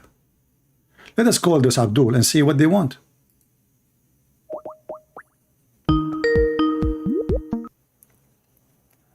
Hello? Hello, my friend. Do you have a Skype of Uthman? I'm here to defend Islam. No, you said to me that Uthman, people are running away from Uthman. Do you have his Skype so I can call him right now? No, my little son. Why you don't have a Skype of Uthman? He don't give it to you? Uthman? Why? No, I saw Sam Shimon run from Uthman. Oh, I don't know. I don't know about Sam Shamoun, but you see who is the one running away right now. Why you don't call Uthman? Why you don't call Uthman right away? Why don't you debate me? Why don't you debate me? Okay, but you are the one who said to me, Uthman. It's you who said to me in the text, Uthman is the hero. If Uthman is your hero, I can crush him between my two fingers. That's mean you are nobody. So go fly out to California. Huh? Fly to California. I'm not going to fly. I mean, you see, my friend, I have a rat in the garage. I'm not willing to go to the garage to kill the rat. So the rat, it's going to die sooner or later because I put poison there. So why I want to do that when I can kill all the rats in the world without going anywhere? So you're Wallahi, bro, you've never defeated anyone in a debate. Okay, hold on. Let me ask you. You see, hold on. In the front of us, we have a video about a person asking a sheikh about refuting the Christians. The Christian make fun of the Muslims, saying Allah have legs, He have hands, He have etc. How you can refute the Christian when they say to you, Allah have body? It's metaphorical. You have to go to the original Arabic. Do you speak Arabic? Yes.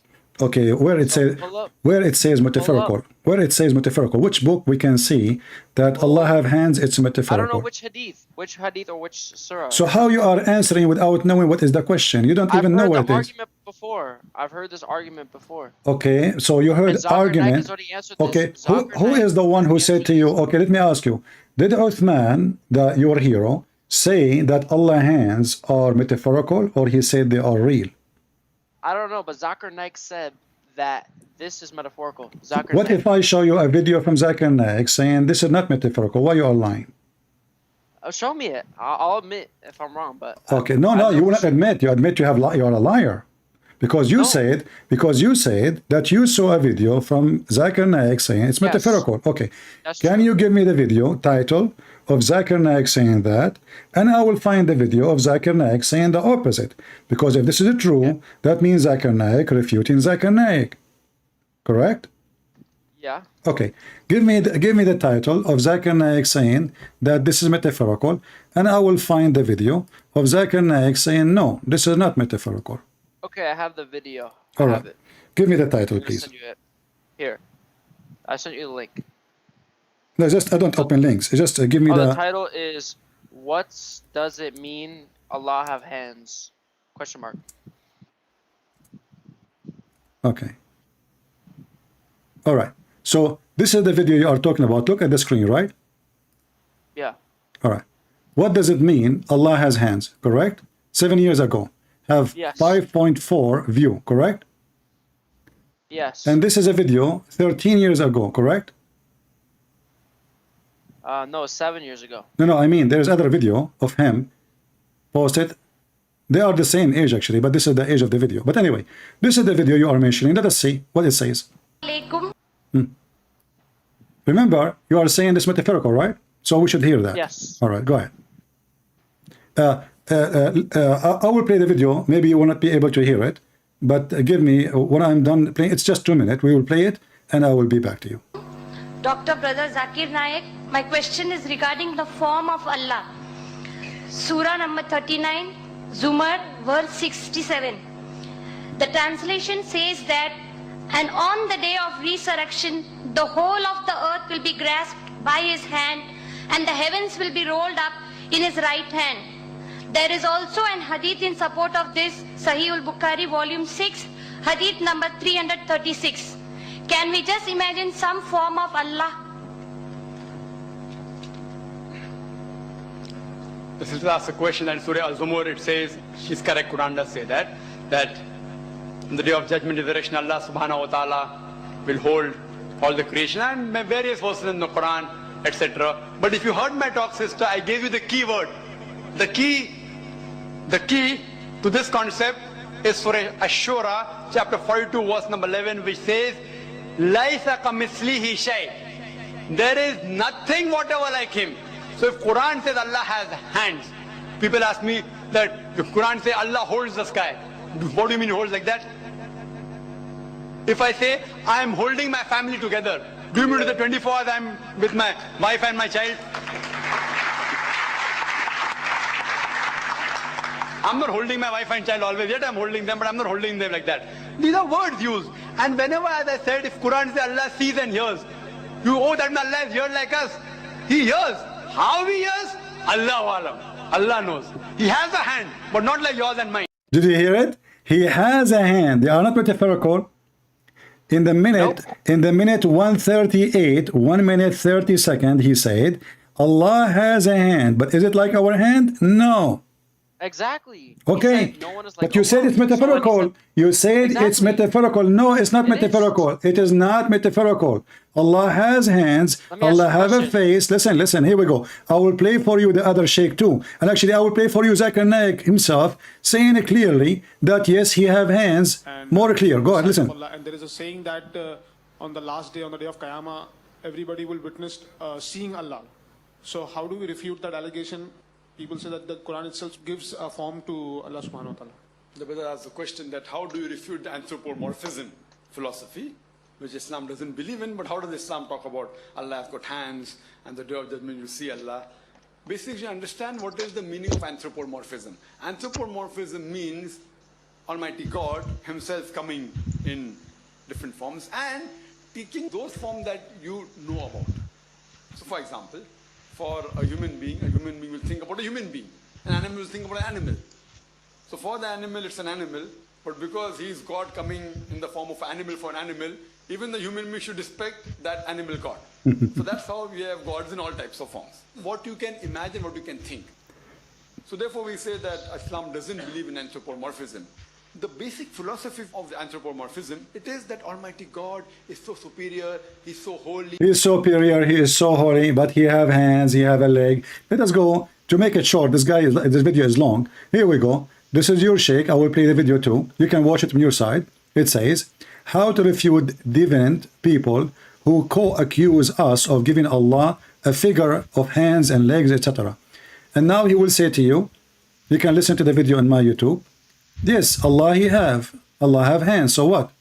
I never wrote it down and I never... Wait, no, you can, it's not up to you. It's not up to you to explain it. It's not up to you. It's not up to you. Okay, listen. Do you know a guy, his name is Farid? No. You never heard of Farid? No. Okay, Farid is a friend of Mimi Hijab. He have a video of himself saying, yes, Allah has hands. Mimi Hijab himself said yes.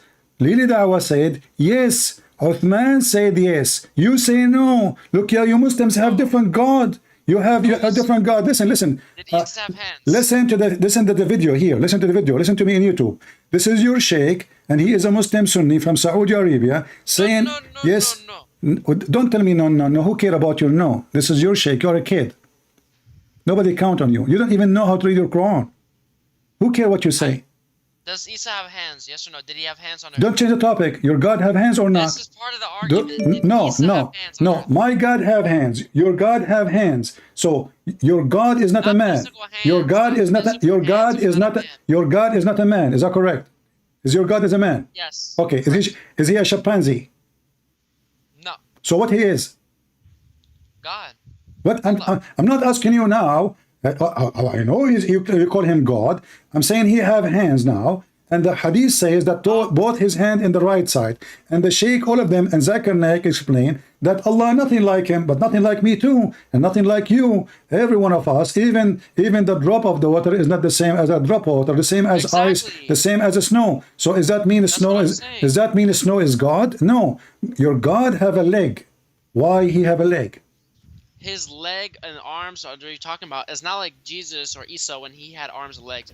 This is in heaven. This is the heavenly realm. It's different. So so your God Allah have a heavenly legs. Right, exactly. What does that mean? Man can't comprehend this. Man can't comprehend that. So I cannot comprehend the leg of Allah, but why Allah call it leg if we cannot comprehend it? If it is something else, then he should not call it leg. If it's something else, you should not call it hands. It's like one. It's like one for exactly. Thank you very much. So now he is saying, guys, that the hand of Allah like our hands. It's like one. Okay, that means it's like our hand. You just said that in the beginning. You said to me it's a metaphorical, and now you are saying to me no, it's not metaphorical. It's like our hands. So it is metaphorical because it's not one to one. What do you mean not to one to one? No, metaphorical mean it's not physical. When you say not metaphorical, it means it's not exist as something physical. But now you confirm that Allah have a physical form and a physical hand and a physical body. Well, Zakir Naik confirmed that. He said his hand. He said no. He said he has hands, but not like us. Exactly. Okay, but they are hands. So he have hands. He have hands. But you're assuming the hands are like our hands. That's no, you are the one who said. You are the one who said like our hands. You said that. I said to you, why Allah calling it hand if it is not a hand? You said because it is like our hand. So how it is like our hand? As an example, I have 5 fingers. How many fingers Allah have in His hand? 5. Exactly. That's amazing. So now my hand is the same as the hand of Allah. Now the question to you, why Allah have hands? Why does it matter? Why does that matter? Well, if Allah, He make things by saying be, why He need hands? Because He's interacting in a heavenly realm, and that's what He decided He wanted to. He interacting by what? Interacting with what? Huh? Interacting with what? He's interacting in the heavenly realm, so he's taking a different form. What different form? Are you saying to me? Are you saying to me that your God Allah is a grim and he changed his form? Yes. Oh, he's a grim, like in the movie. No, you're just making jokes. I'm not. I'm not. I am not. You are the one who said that Allah he changed his form. But you're making jokes. I make joke as I want. You are the one. You are the one who said. You are the one. You are the one. You are the one who said yes. Allah he changed his form. Don't change topic. Don't change topic. No. We have one God. Even your stupid Quran says the Christian believe that the Messiah is Allah. Are you saying the Quran is stupid? No. Where's that? Show me the hadith or the surah. Show me it. This is da'if. This is da'if Quran. Where is it? Show me chapter and verse. This is I just told you. This is da'if Quran. And recite it in Arabic. Recite it in Arabic. Do you know Arabic yourself? You said no. Recite it in Arabic. You know I'm gonna check your Arabic. But you say you do not know Arabic. When? I know I do. You just said to me you do not know Arabic. How a person? What about you call Uthman and let us see who speak Arabic? Uthman the Sheikh and I am. Call Uthman right now. Do you know? You're scared of Uthman. You're running. I see. I keep asking you to call Uthman and I'm running from Uthman. Do you see how it works? Listen, I'll call in tomorrow or 2 days. I'll get. No, you call him right now. Right now. I want to talk to Uthman right now. Go ahead, call him. No, he's sleeping right now. Probably. What sleeping, you idiot? This is he live in California. They are 3 hours behind. They are 3 hours behind us. They are. It is 10:23 right now here. It is still very early afternoon in California. Call him. He's doing da'wah. He's probably doing da'wah. No problem. This is da'wah too. This is more important. I'm sending him a message. Listen. Okay. I'll send him a message. Okay. Hold on. You said you will send him a message. That means you have his phone number and you have his Skype. Is that correct? Not his phone number, but I have him on Skype. Okay. Can you give me his Skype right now? Not now. Tomorrow. No. Give me his Skype. Give it to me. I will text him. Oh, you're so obsessed with him, dude. You are the stupid one who came to me and you keep talking about Uthman, not me. I did not mention Uthman. Abdul, isn't it you who said to me? My name is not Abdul. My name is Saleh. You are Abdul. You are Abdul. You are a potato. Here we go. I challenge you. Listen, you came to me. You said that Sam he ran away from Uthman, which is funny to say. Yes. And okay, let us see who is running from who. Let us see who is running from who. Give me the Skype of Uthman. Now. I will message Uthman today. Give me now. Give me Skype of Uthman. I want to call him right now. He's just gonna block you. He will block me. That means he's a potato. Yeah. No. What? You haven't pulled up the video of Snapchat running. You want to pull the video up? Listen, potato. You just said Uthman he will block me if I text him. So who is the one right away? He doesn't know who you are. How is he? No, everybody know who I am. I will tell him I'm a Christian prince. Don't worry. And anyone can make a fake account. I will leave a voice message for him too. I will call him. Right now. In the middle of the night. Give me the Skype, potato. Give me the Skype right now. Give me the Skype. Give me the Skype, and Allah will reward you virgins for that. Go ahead. Oh wow, you're insulting the Quran now. I insult the Quran every day. Don't you know? I insult Quran. I insult Muhammad. I love it. No. Don't insult the Prophet. Don't make a mistake. Okay. Because if you do, I will destroy Trinity. You will destroy Trinity? What you would do? You will use what, like spray or something? What you would do? You know? Listen. Don't change topic. Give me the Skype of Uthman, potato. Why you are scared? Nope. Why? I will pay you. How much you want? I don't need money. I only need Allah. I will pay you $100. I promise in front of everybody. You open an account in Patreon. You give me the account of Uthman. I call him. He speak to me. I will give donation to you $100. I promise in front of everybody. First of all, I don't trust anything a Christian says. I'm not asking you to trust you, potato. I'm not asking you to trust. I'm saying give me the account of Uthman to call him, and I will give you $100. I don't need money. I only need Allah. I made that clear. Okay, I will give you $100 Allah. Here we go. There's only one Allah. Okay, there's many Allah. Okay, you see, you're running away. You don't want to give me the number of Uthman. Obviously, Uthman, your stepfather is a coward like you. Listen. Okay, I will say the Shahada. All right. You want to say Shahada? Say it. There's no stupid Muhammad, but stupid Muhammad. No. Well, I mean, the Quran says the Quran says that Muhammad is stupid. Look, in the Quran it says, you said to me, show me where it says in the Quran that the Christian believe that Jesus is Allah. Well, this is chapter 9, verse number 30. So your prophet is stupid, because if the Christian believe that the Messiah is Allah, so where is the Trinity? Which one are you specifically talking about? Chapter 9, verse number 30. Chapter 9, verse 30. All right. So you want to give me the number of Uthman, the scribe of Uthman? When you say the Shahada, yes. In Arabic, then yes, absolutely, I will do that. Okay.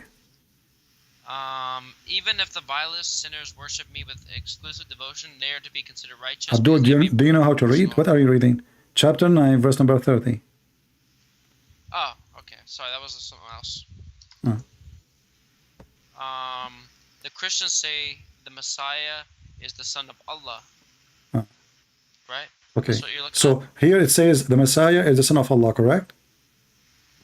The Messiah is the son of Allah. Okay. Yeah, it says the Christians say that. Okay. But do the Messiah say, the Christian, they say the Messiah is Allah? No, they say the Messiah is the son of Allah. They don't say the Messiah is Allah, according to the Quran. That's what they say. Okay. Read with me this. You can see my screen, right? Your screen? Yeah? Yes, I can see it. All right. Chapter 5, verse number 17, it says, indeed disbelieve those who say that Allah is the Messiah. Hold up. Your stream is delayed, so it's not showing up.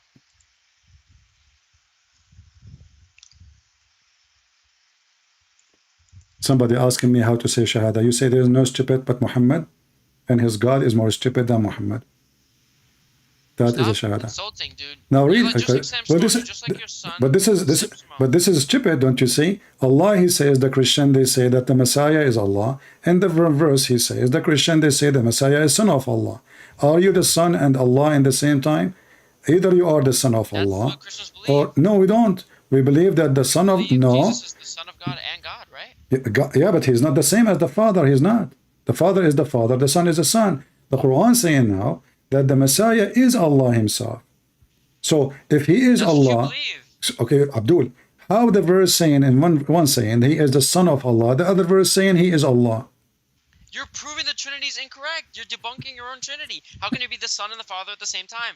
This proves the Trinity. You stupid Abdul. We Christian. Abdul, you're stupid like your prophet. We don't believe that the Son and the Father is the same person. You're stupid like your prophet. You know, like the Chinese, they say he lived as a donkey, never come back as a horse. So how you can debate the Christian if you do not even know what the Christian believe? Now let me ask you. Let me ask you. As long Allah, he have 5 fingers.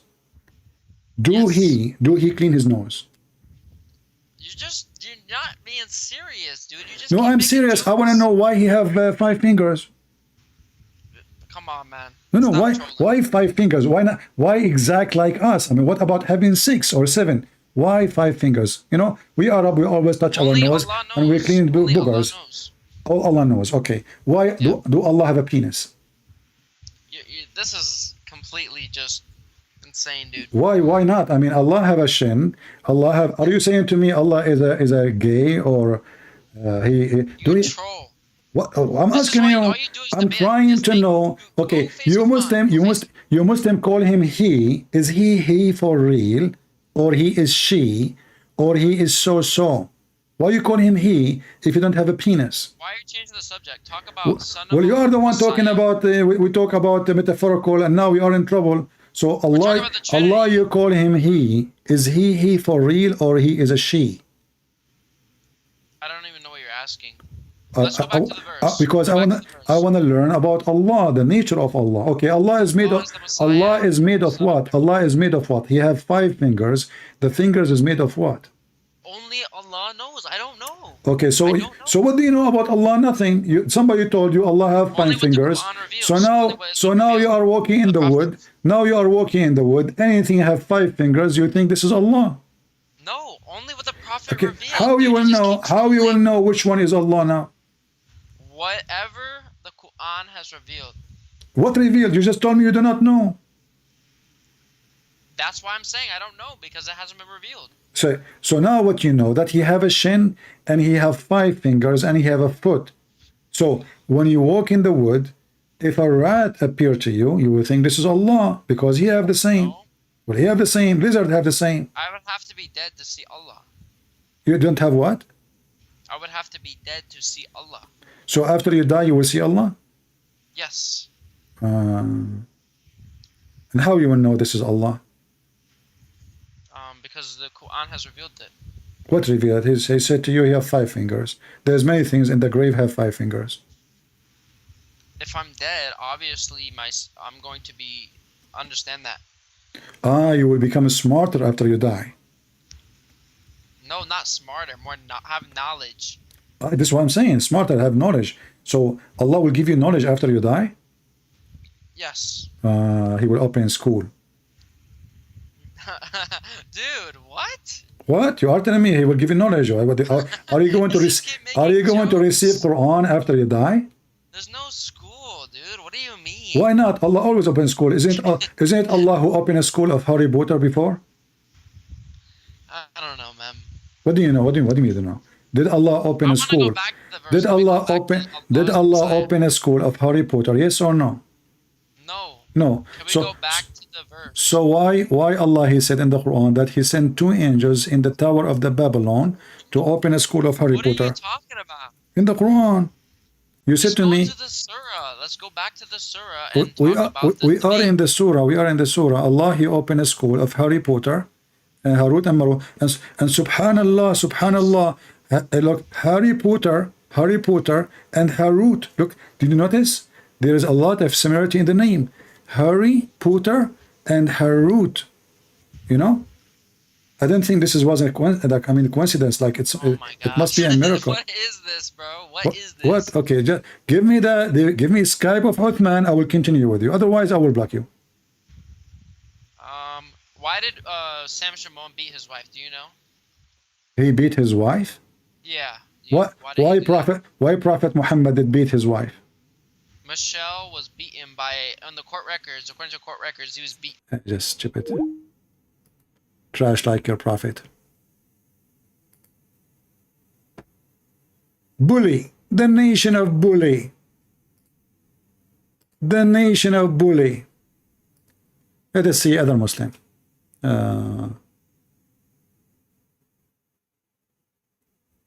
Okay, I think this guy is an ex-Muslim.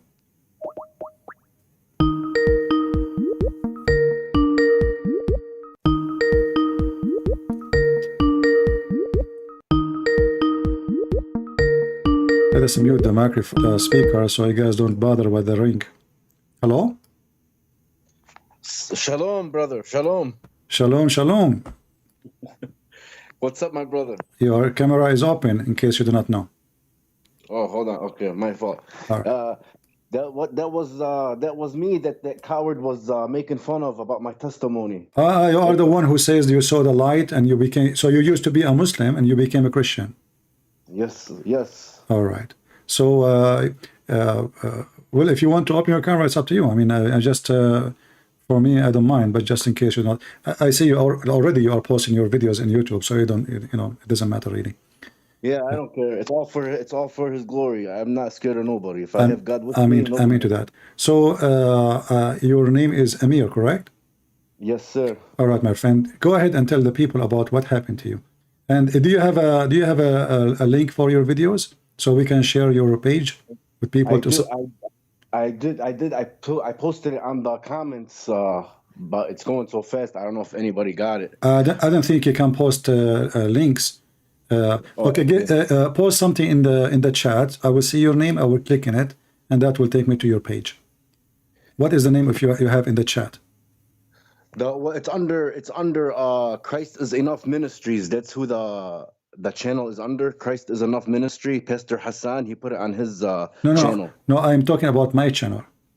If you can, Oh, if you, yeah, give me the link. You can give me the link here in your, or the name of your account in YouTube, in Skype, in the text, and I will post it for people so they can subscribe to you, just to support you.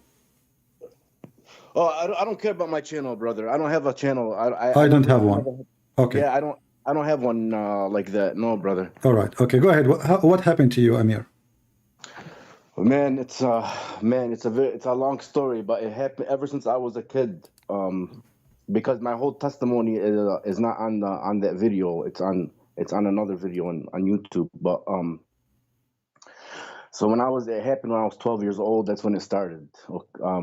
When I was 12 years old, me and my brother, we used to share a bedroom together.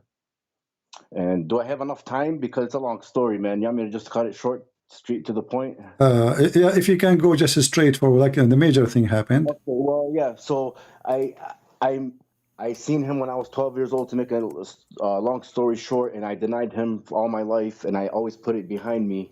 But I always hear his voice in my heart every time when I used to pray and everything, every time, and I always used to push him behind me. Yeah. And then in February 1st of 2020, I died. And What do you mean by saying you died? These people, they think I was dreaming. Like I always tell somebody, I know what dreams are. This is not a dream. He killed me for real. Like I really died. He wanted to show me what I was doing. I was going to hell, and my soul knew everything right away. Your soul feels everything a million times more. You feel everything. You know everything, and it's unbearable. I was falling in a black pit, falling fast, and then like how it says under, I screamed that right away. That's the first thing I did was scream the Shahada, and I screamed Allahu Akbar like 8 times, and that's what trips me out. These guys say that I seen the devil. Well, the devil wasn't scared of Allah's name. I said it 8 times. I screamed Jesus 1 time, and I came back to life. He gave me another chance. You know what I mean? Let me do that. I was falling, and I screamed the Shahada. And then when I screamed Allahu Akbar 8 times, and then my soul told me that it's a lie. They lied to you. It's not true, and I'm going to hell for eternity. And right when I felt the separation, the hopelessness is unbearable. Like every time I tell it, I want to cry. The feeling of hopelessness is unbelievable compared to, from the hopelessness you feel on earth is nothing compared to what you're gonna feel when you know that you don't have God no more.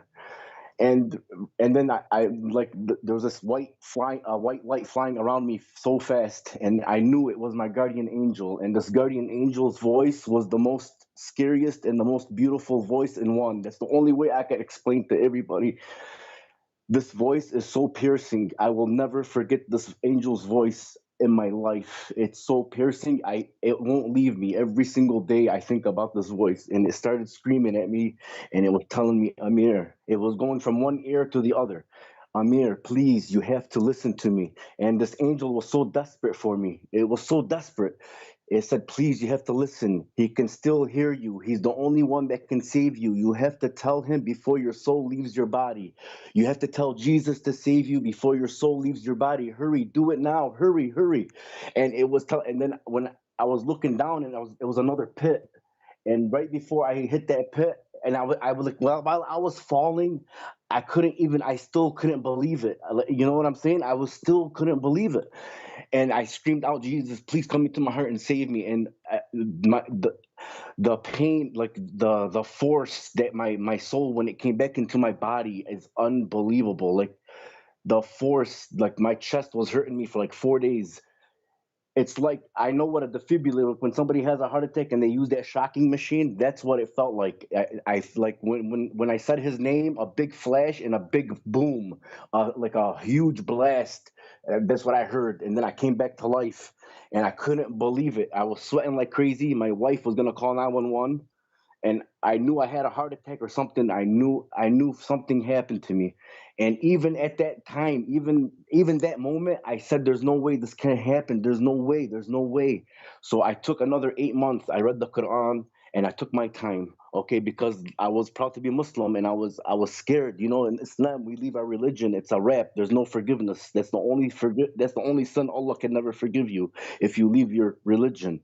And I was thinking about the embarrassment and the torment that I'm gonna cause for my whole family. Even my wife is still Muslim, and my kids are still Muslim. And you know, I'm trying hard to get them to believe, but once you're programmed in that system, it's so hard, because Islam is all fear. Islam is all fear. It instills fear in a person. You know what I mean?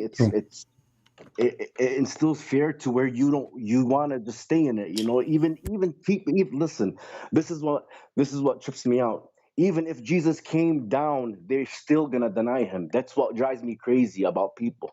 And they act like they know me. They act like they've seen everything. They don't know nothing. And after I got saved, Christian Prince, if I tell you the things that he shows me and the things that I can't believe it. It's like I write everything down. I have a journal. I write everything down, all the things that he shows me and tells me, because even recently, like sometimes, you know, when I go against my family, they come and they want to debate me and all this stuff. And you know, sometimes, you know, my mind gives me doubts. But when I hear his voice and I feel his love is unbelievable. That's what people don't understand. Even if I tried to go back to Islam, he will not let me. He tells me I'm safe where I'm at. That's how much he loves me. And the love that I never felt love like this in my life. I'm 45 years old, and I never felt this love and protection in my life. And now I know all the times that all the accidents that I've been, because I almost died so many times. And now I knew why he kept me alive. He didn't never want me to go to hell. And that's where I was going. Is your wife now still Muslim? She's halfway in, halfway out, because I show her, because I watch her channels like crazy, and I document everything, and I show her things, and I show her hadith, and she can't believe, like, she's against everything. So you know, if you're against the Prophet, that you're not even Muslim. You can't say you're a Muslim. You know what I'm saying? Yeah. So you know, she doesn't agree with a lot of things. Once you disagree with anything Muhammad did, you can't consider yourself a Muslim. Exactly. And She is already out, even if she is saying she's not yet. yeah. And me, I can't be fake. Right away, I didn't waste no time. He didn't let me. I told my whole family, and I told everybody, and I try to explain to people. I go, listen, man, I never wanted to hurt anybody. I never wanted to destroy my family's life. But I'm not going to go to hell for anybody. I will never have that feeling of hopelessness that I felt when I died. There is no way. And there's no way that out of every prophet and everything, Jesus is always the one that shows up, not just with me and everybody. Anybody that died and comes back, they always say it was Jesus. Nobody else. Yeah. Nobody else. Everything has to do with Jesus. But Amir, you know, listen. Now you will not receive the virgins. You know what? That was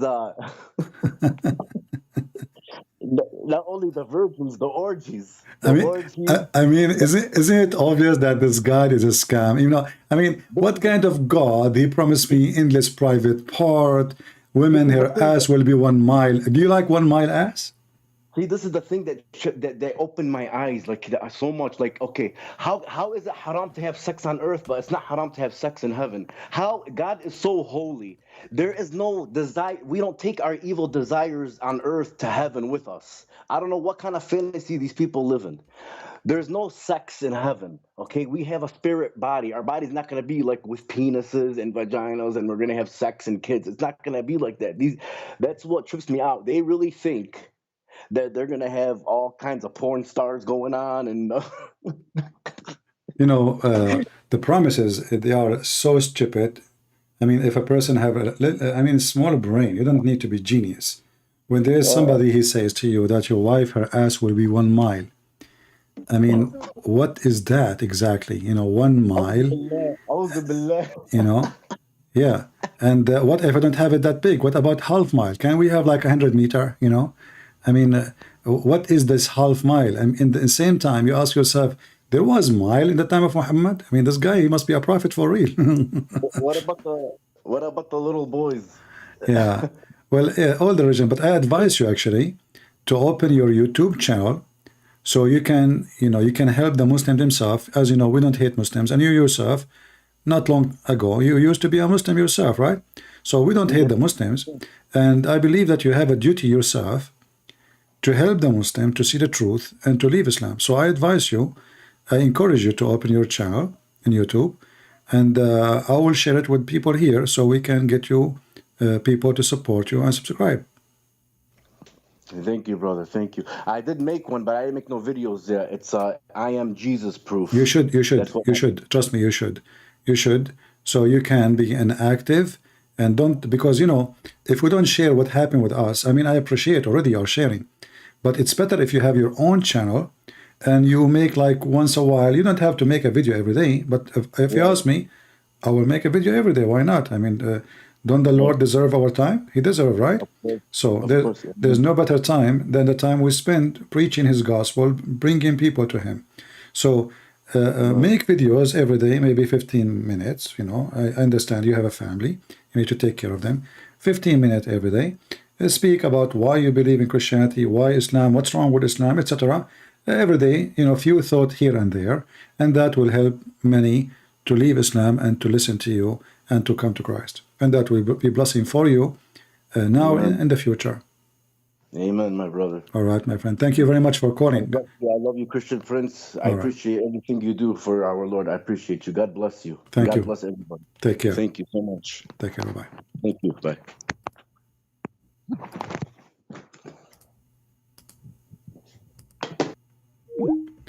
Let us see. We have another Muslim.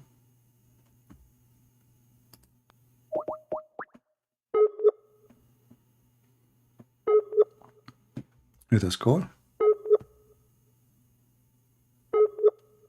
Maybe he is not online. The Muslim, they call when I am talking. The second I stop talking, they are not here. Let us see another Abdul.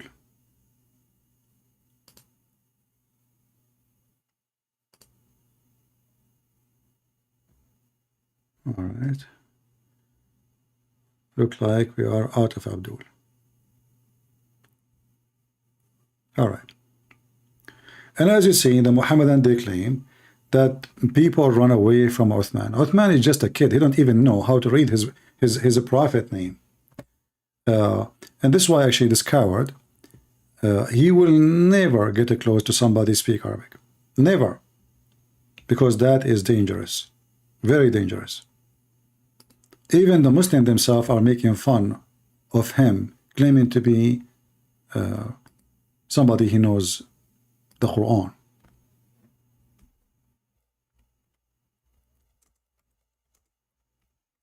They made a video of him with 100 mistakes. Just 100, just in short video, they show you 100 mistakes of Uthman. 100 mistakes, not not 1, 10. And this guy, he claimed to be a sheikh. He add words to the Quran. This is a channel run by Muslims, have nothing to do with me. It's Islam Production. Salafi Uthman ibn Farouk. What a joke.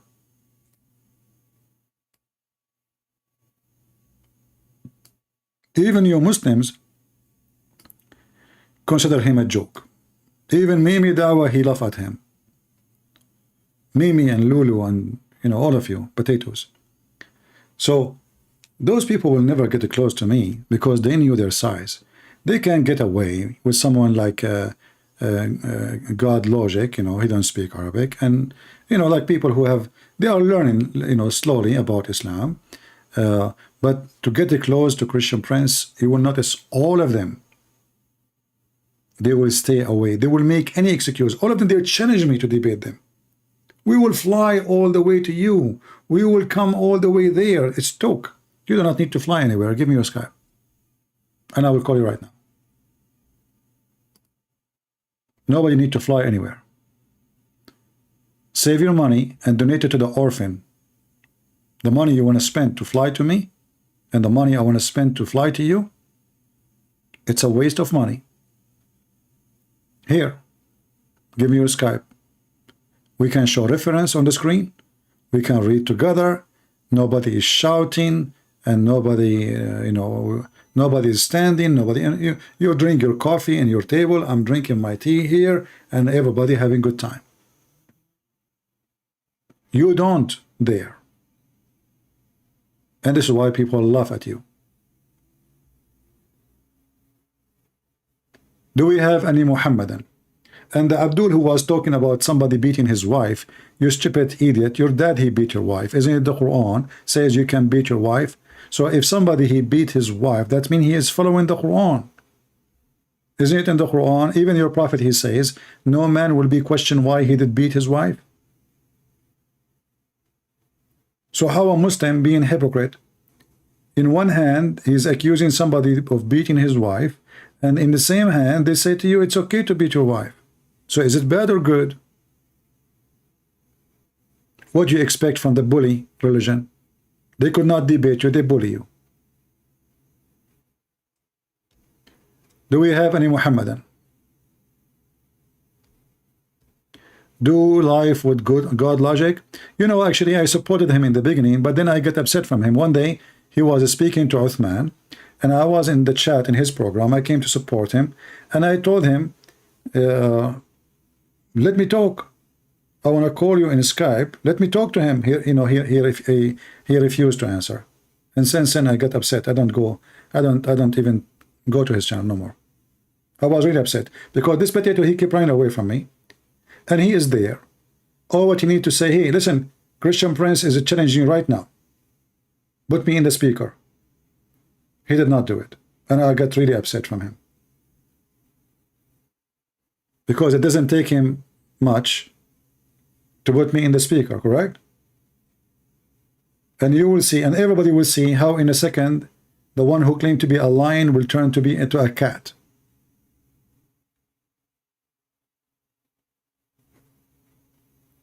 Yeah, as you see, we support everybody.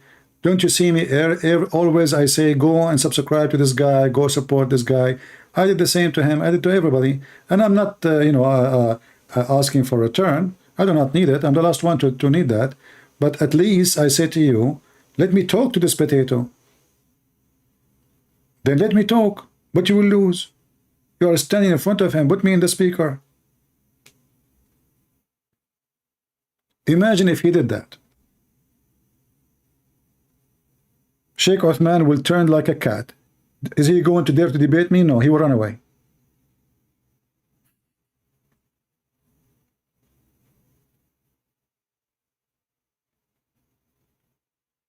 He did not see me in the chat. I know people, they were telling him, Christian Prince is asking you to do this.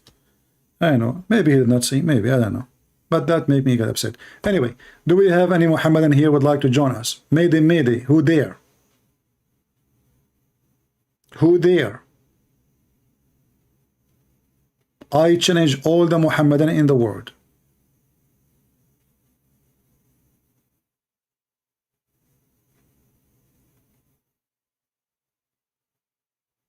All of you are terrified. And the ones who claim to be your big, they are so small.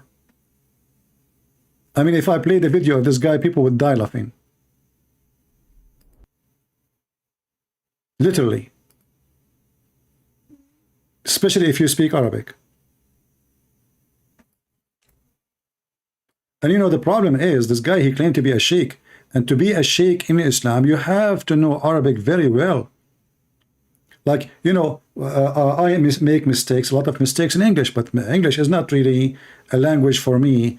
I'm not claiming to be Shakespeare, and it doesn't matter really how good my English is. But you are a sheikh. It's like somebody claiming to be like a monk in a Latin monastery, but he don't know Latin, and he cannot read the gospel in Latin. And all the monks around him, 100%, they have to know Latin, but he claimed to be a monk, one of them. This guy, he add words and verses to the Quran. He changed the Quran. يا أيها الناس ما غرك بربك الكريم. Look, in the video here, they are showing you the mistakes underneath. When you play the video, They are showing you how many stupid mistakes he's doing. So they are writing them for you. الذي خلقك وسواك وعدلك. So he changed 3 words in one sentence. He changed 3 words in one sentence in the Quran. يا أيها الناس ما غرك بربك الكريم الذي خلقك وسواك وعدلك. And getting up from it. يعني يرفعهما إلى خضر منكبيه أو إلى فرغ أذنيه أو فروع كفعله عند تكبيرة الإحرام. فروع أذنيه.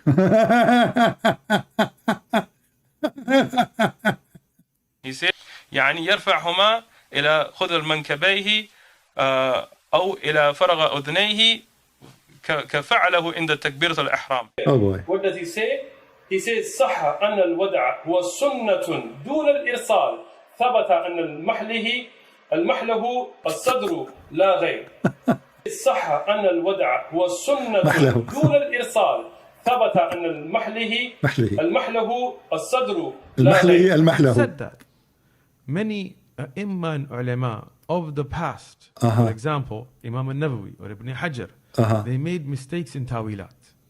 And if we mention their names... He's even saying that the biggest scholars of Islam, they make mistakes. And he is the one who's going to correct them. And this is what is making them even laugh at him more. That the guy do not even know how to read. And he is going to teach the big... He is mentioning big names in Islam, you know? The big ones. He's saying those are stupid. They make big mistakes. You know? I am Uthman, the ketchup boy is going to fix it. So don't mention those people, right? People will laugh at you. Do we have any Muhammadan here?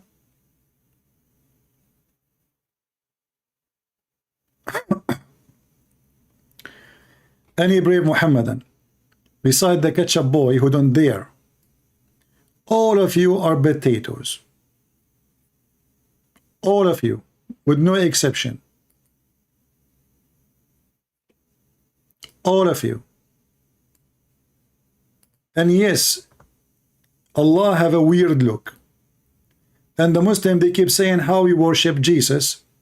Well, Jesus is holy. If you have a body of a human being, still he is holy. Is your God is holy? No. How we know that Allah is not holy? For he have a bad ethic. Isn't it your prophet, he encouraged Muhammad to flirt with a woman she is married? This is your God. We don't care how your Allah look like. He looked like a mule, he looked like a lizard, he looked like a man. We don't care. What we care for, obviously, that Allah and Satan, they are one. Because ethic is not there, zero ethic. And when we ask you about Allah, what do? You say Allah is not like anyone, but this is a verse you took from the Bible. The Bible says first, nothing like God. But that's not about look. Who care about the look? Nothing like God because of his holiness, his ability, his wisdom. But otherwise, there's many things like God.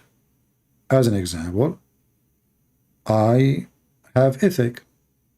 Do God have ethic? He will say yes. Okay. I have a spirit. Do your God have a spirit? A Muslim will say no. But isn't it the Quran says, I created him from my spirit? I breathe into him from my spirit. So if he don't have a spirit and he say my spirit, that means you Muslims are crazy. How he say my spirit but he don't have a spirit? If you say he own it, that means life is not his. It's not from him. It's something he have in a box somewhere. So the Muslim, they are so desperate, they don't know what to do about their God. He look funny. They can't explain. They don't know even how he look like. They don't know what Allah mean.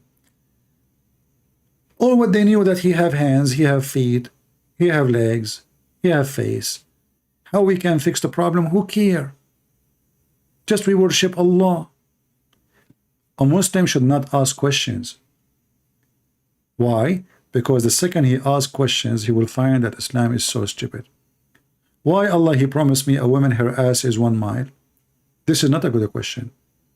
Just accept the 1 mile ass. It's a gift from Allah. You can do hiking on top of it. And by the way, it's so smooth. And I have a doubt that you can, do hiking on it.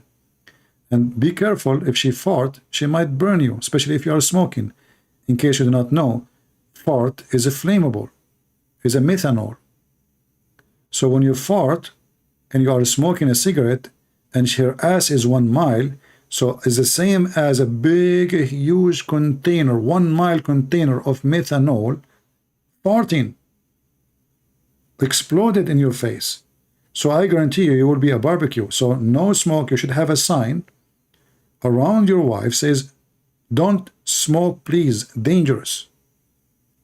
All right. Where is that hadith? Which hadith? About the 1 mile. Let me see if I can find it in English. Hold on.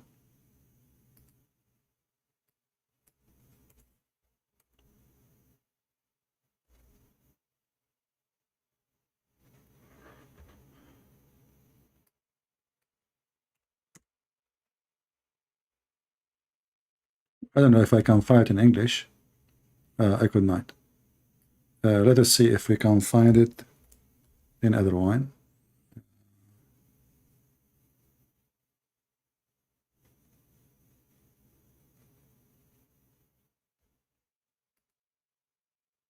Let me search for this one.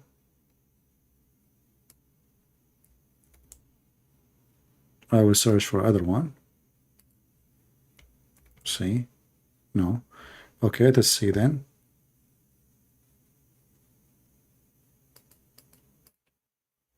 We have to use Google Translation. All right, this is the hadith. Let me post it for you. This is the link. We'll put it in the screen and we will use Google Translation. This is the book of Musnad Ahmad. And this is the link. You have to open it in Google browser. Just take a note. And then you have to use Google Translation. This is Hasan Hadith, which means it's good. It is good. So this is Musnad Ahmad Ibn Hanbal, volume number 2, page number 537. Hadith number 10549. And I will translate the hadith. It says the lowest reward for a Muslim, this is the bad Muslim, he will have 300 slaves and they will serve him every day 300 dishes, and I think they are from gold, he said, and every dish have different, or tray have different kind of food. All of it from the beginning to the end is so tasty. And then he says to his Lord, Lord, this is too much. I can feed all the people of heaven with this. And I can give them a drink from it. And still I will have more, which means it's so much. And then he will have 72 of the virgins. Each one of them, her ass will have 1 mile in the ground. Let us use Google Translation.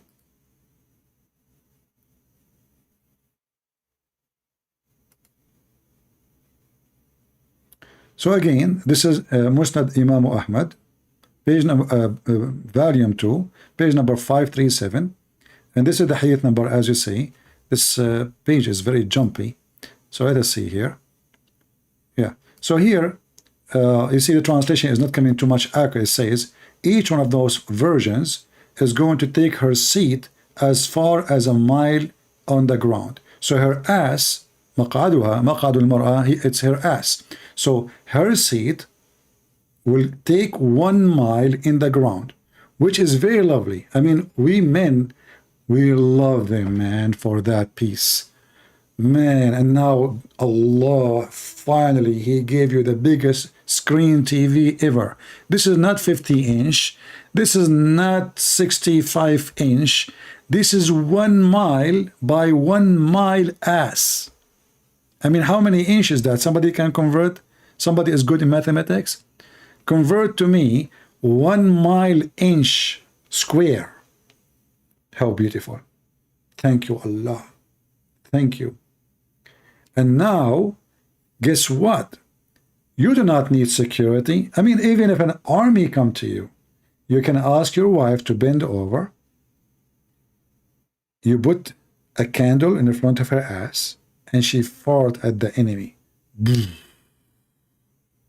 No, like this is the napalm weapon, you know, like the flammable weapon, and you burn them all the enemy. Or in the best scenario, if you have like 100 men coming to kill you, all what your wife need to do, she's set on them. They will be smashed, mashed potato. All right. So yeah, it's 1.3 kilometer square ass. So beautiful. And there is a hole in the middle. And by the way, the hole, you can practice to do many things because this hole is going to be big. I mean, the hole have to be fit with the ass, all right? So there is many use for those holes. I mean, I don't know. You can practice basketball. You can use it like for soccer, you know, football. Like, can you put this football there, you know, in that hole? You know, go, like, you know. So there's a lot of fun waiting for you. 300 slaves, you know. This is 36,360 inches only. Okay, so it is 36,000 square inch. All right, that's nice. That's actually, I'm very disappointed, by the way. I mean, it should be bigger. If you ask me, I mean, why Allah is so cheap? Only 1 mile. You can make it 2 miles. I mean, you are making it bigger and bigger. The only concern, like, is she going to wear panties? Where are you going to get the panty for this ass? And then here it says, the translation is not accurate. It says everyone will have a 300 servant, and they will serve trays. You see, the translation is horrible. And those trays are like made from gold and etc. And they have kind of food, not like any, you know. Yeah, very beautiful.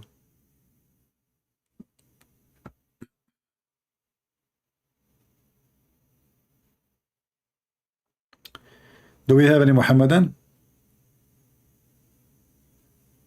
You know, I hope by saying this, not many of you will convert to Islam right now, because I made the same mistake when I was doing lecturer to the fans of Sadhguru. There was a lot of Hindus, like 1 million Hindu, and I told them, do you know that the biggest chapter in the Quran is the cow chapter? I was just making fun, but I forgot that those are Hindus. And brother, all those million Hindus, they decide to join Islam. They could not believe that Allah, He made the biggest chapter in the Quran is the cow chapter. Like they were like, wow. But then after they converted to Islam because of the cow chapter is the biggest, I told them, you get it wrong. In that chapter, they killed the cow. Oh, the Hindu got so upset. And they start all cursing names to Allah. In the beginning, they like him because he made the chapter called the cow. But then when they heard that Allah, He ordered them to kill the cow, they got so upset and they left Islam. True story, by the way. This is a true story. I have like no witnesses for it, you know. I mean, Muhammad have no witnesses. And this is what make me, you know, sound truthful in this story. I mean, Muhammad, he saw all what he saw nothing. Like, he saw who? Did not even see his God.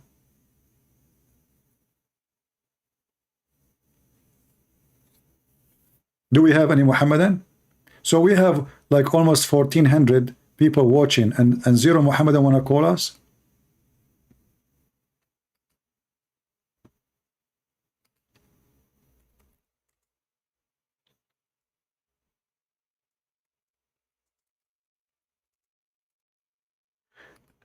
Any Muhammadan? Mayday, mayday. Listen, call me and get the 70 slaves who will go naked around you, and then women who they are so beautiful to the point their ass is 1 beautiful mile. I mean, this is a lot of touching. Like, if you start touching such an ass today, when you are going to finish touching it? I'm not being, please don't take me wrong, not in a sexual way. Like massage. You want to do a massage to your wife, massage brother. And your wife, she have 1 mile ass, and she said to you, honey, can you do massage there? How long is going to take you, Abdul, to massage her ass? She will not even feel your hands. How big your hands will be? And how big your, if the ass is 1 mile, how big her private part? What do you think? It's like a half mile? There's a zipper or anything? Or it's just open there, there's no door. But anyway, in the heaven of Allah, there's no mosquitoes, so, there's no worry. Nothing will get in. Leave it open. No mosquitoes, no cockroaches, nothing. No mice. Because, such a big vagina and big ass, the first concern, like, dogs, cats, rats, beasts, hyena, wolves, they can make a cave. It's a cave. It's a huge cave. Big one. Compared to the size. If the ass is 1 mile, how big the vagina is? So imagine like the two hyena, they said, hey, brother, where do you want to stay tonight? Let us go to this vagina there. It's dark and stinky. And this is how we know that Muhammad must be a true prophet. And then the Abdul in his page is bullying the Christians. Look what they believe in. And by the way, the Muhammadan, they claim that the Quran is the book of Allah. And what the Quran is doing, Allah is quoting the ants. Look at the book of Allah. Allah is making Quran, or the ant making Quran? The ant, she said, hey, Allah, are you working as a journalist today? Allah is telling us what the ant, she said. Look how serious the story. Allah, he said to himself today, I'm going to tell the Christians, the Jews, the Hindus, everybody in the world, things they do not know about the animal kingdoms. What is that? Brother, there is a place where gold and silver they grow. And Allah guarded with ants. And that place is called the Valley of the Ants. And then Allah, he spent his time into reviewing the ant. Look, the Muslims, they say, who can make Quran like Allah? But Allah is not talking there. It is Sulaiman, the ant, she said. Sulaiman said to the ant, she answered Sulaiman. Sulaiman, he asked, where is the chicken? The chicken answered Sulaiman. Sulaiman, he asked with the genie. The genie answered Sulaiman. So what Allah become in the Quran? A fairy tale storyteller.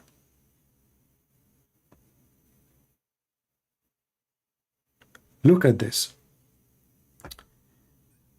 And before Sulaiman were marched his host of jinn and men and birds. Isn't it beautiful to have an army of birds? Isn't this the same we saw in Harry Potter, and the trees moving, the army, those all, the elephant came, birds, chicken, eagles, you name it, man. So Sulaiman have an army of birds, genie, and the human. If there is anything missing, what about lions and no? Not included. Weird. Very weird. Why you want the birds, but you don't need the lions and elephants? And then, when they arrived to the Valley of the Ants, one of the ants, she said, look at the details, brother. Look at the details. Do you see Allah? This is what is called journalism. The true journalism. One of the ants. You see the focus? Allah, he zoomed. Like there's 1 trillion ants in the earth. He zoom, zoom, zoom, zoom, zoom, chuk, chuk, chuk, chuk, chuk, chuk, zoom more, zoom, zoom, zoom. Allah have the best camera ever. He zoomed, and one of the ants, she said, what a lucky ant. Allah was listening to her. He was listening to the conversation between Mrs. Ant and Mr. Sulaiman. How beautiful. Imagine yourself, you are a king, very powerful king, and you are driving The flying carpet. And when you are flying in the flying carpet, you heard one ant speaking about you negatively. Oh boy. I mean, I don't want to put myself in the shoes of Suleiman at that point. I would be so upset. I would be so angry. An ant speaking about me in a negative way? Fake news? I mean, you can do that about Trump, but you cannot do it about Suleiman. I cannot really believe how trashy this ant is. But brother, later, Suleiman, he discovered something. That the ant was wise. And he was stupid. In fact, according to the story, the ant, she won the argument.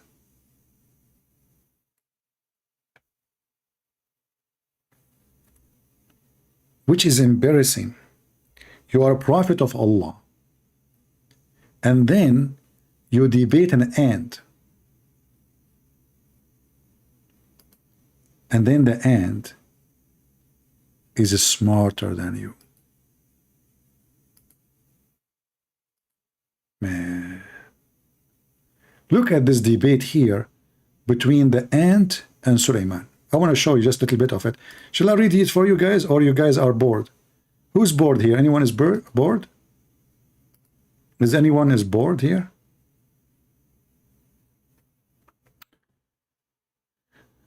Ibn Balababaya, according to the look at what I like it about Muslim books is what they say here. What I don't like about Muslims in YouTube, they say it is fake, it is weak, they are liar. Here they say, according to reliable chain of narrators, you see, but in YouTube they say it is daif. Al-Waqidi is a liar, Al-Bukhari is a liar, Ibn Kathir is a liar, Al-Qurtubi is a liar. You go to their books, it says, according to reliable chain of narrators from the Imam as-Sadiq, that when the ant conversed with others, the wind took the conversation to Suleiman. Brother, how the Muslim, they knew that wind can carry voice. Science. Unbelievable. So Suleiman is flying in the flying carpet. And the ant, she is down in the ground talking to other ants. She thought nobody is listening.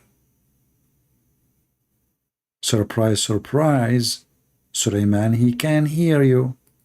Suleiman at the time, when he was on the air, where he was? On the air, flying carpet. Suleiman asked the strong wind to stop, like break, to stop, like he break, and then he called out the ant, hey ant, where are you? Come here. Look at this. You are now King Solomon, driving your special solar system flying carpet hydrogen fuel. No battery needed. And you hear the ant down in the ground.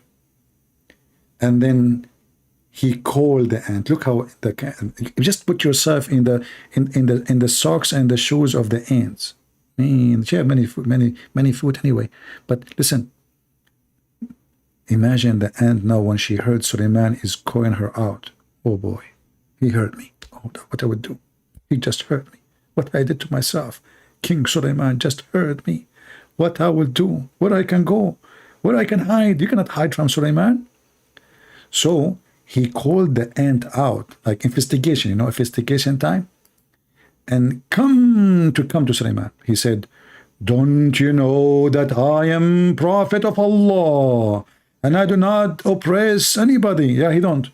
I mean, he have an army, supposedly like Muhammad, go into different nation to occupy their land, and he don't oppress anyone. No, I mean, yeah, peacefully. Oh, this is Islam, brother. ant said, yes, yes, yes, yes, yes, Suleiman, yes, I know, Suleiman. He said, then why did you scare others from me and order them to enter their holes? Hey, Muslims, why you Muslims enter your holes when you see Christian prince? Why? That's a good question. The ant said, I was scared that when their vision falls onto you, they will become fascinated at the beauty of this world. Look, look, look, look, look, look, look. The ant, she was scared that when the ant, they see how sexy is Suleiman, they will fall in love. And they will start touching themselves and doing masturbation. Do you see how wise this ant is? Suleiman, he thought, when she used the word the crush, he did not understand she is talking about the crush in their heart. Those females, they never saw someone sexy like Suleiman before. They will be fascinated. I mean, put yourself, I mean, imagine yourself an ant now. You know, just for a second. I mean, come on. Especially, you know, if you are a Muslim washing dishes every day. All right? You don't need to imagine, you practice it. So, Suleiman, here, he got busted with something like, what? And will be away from Allah. Look, imagine they will forget about Allah. This is how sexy he is. The ant asked Suleiman, listen, Suleiman. Look at the philosophy. You know, this is Aflaton versus Aristo. Deep, very deep. The ant asked Suleiman, who is more honorable, you or your father Dawood, which means David? Suleiman, now he scratches his ass. Which one? What the heck? I mean, that's not nice to say me. I mean, it's my dad, you know. Come on, you know. You have to have bad ethic, you know, that you can't say it's me. So Suleiman, he said, my father, much more, you know, honorable than me. Then she said, then why your name has more alphabet than your father's name? Look at this, brother. Look at this screwdriver. She gave him a screwdriver. Suleiman now, how in the world he is going to answer such a, like this is a bomb? Huh? Suleiman was listening like, what? The ant saying, listen, you said that your father is more honorable. Okay. But then how come your name have more alphabet than your father's name? That's deep. That is science. That is philosophy. What is the Greek? Aflaton, Aristo, stupid people. Here is the philosophy. That's amazing. Suleiman, he said, I don't know. Look at this idiot. He lost the debate already. He said, I don't know. He's saying to the ant, I don't know. The ant, she knew more than Suleiman. And the Quran says, Allah, he taught Suleiman. Look like Allah, he taught the ant more? Maybe she is a prophet for the ants, because the Quran says that animals are people like you, and Allah gave them Quran too. If you don't believe me, I can show you the Quran. Here we go. And not only that, they preserve the Quran and they follow the Quran.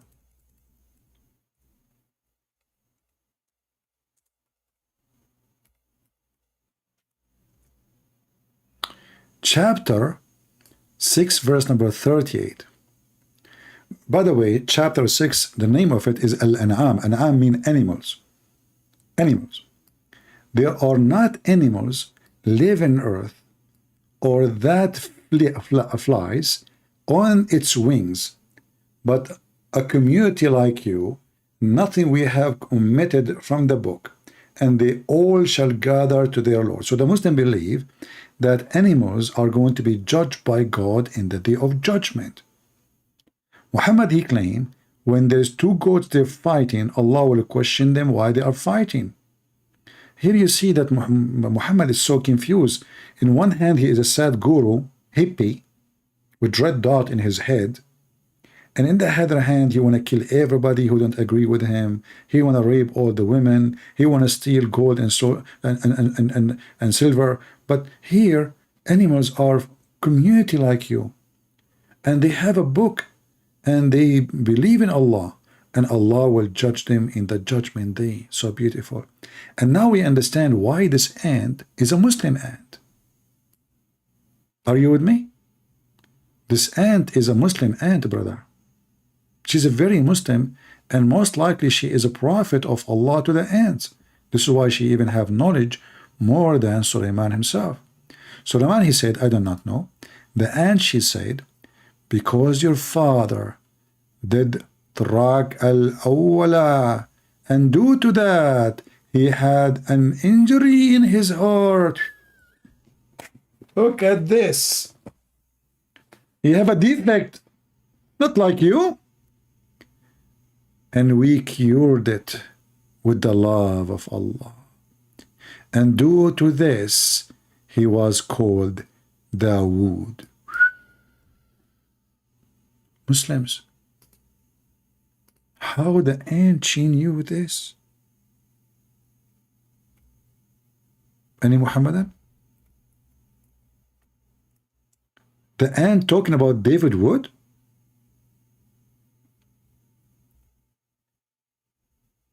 Is that about David Wood or somebody else?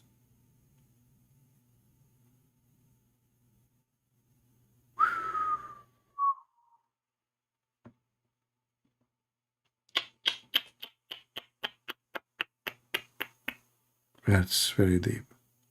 But you know, what I like about this story, you know, I don't have retirement. Like, I'm not like many of you have retirement when they will go and have a salary when they get older. So sometimes I'm worried about it. But now, I have a secret to support myself. It turned to be, there's a place where gold grow. Let me show you.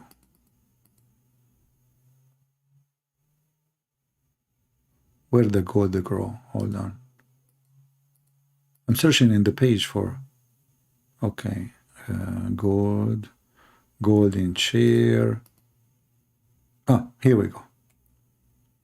Ali ibn Ibrahim have narrated that when the wind raised the throne of Ibrahim, here they want to say Sulaiman, not Ibrahim. By mistake, they said Ibrahim. And reached the field of the ants, where silver and gold come out.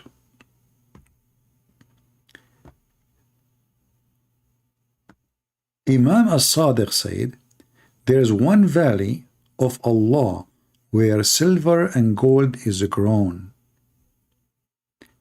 And he has, which means Allah, protected it with the weakest creatures like ants.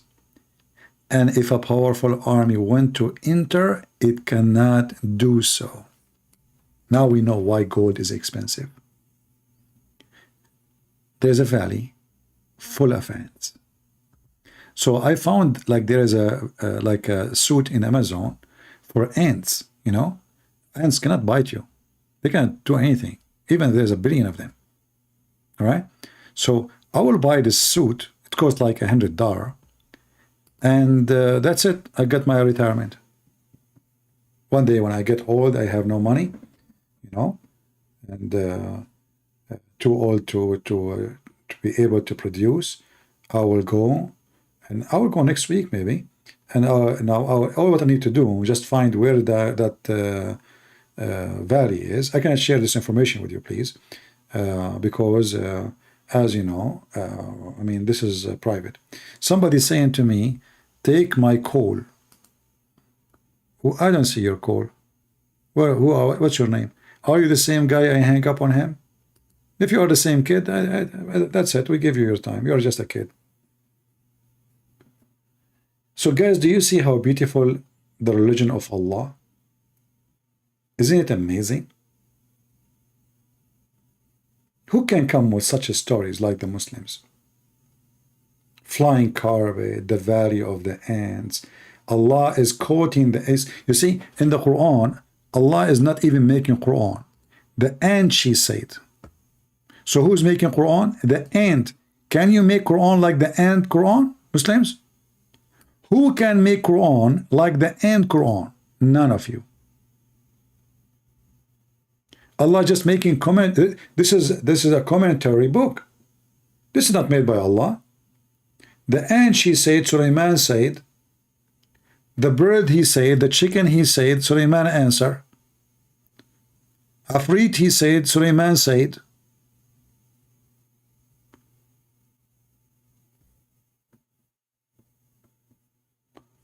Take you with me? No, I'm selfish. I don't take you with me, and I will take the gold, and then maybe I will give you the address after, so you can take the silver.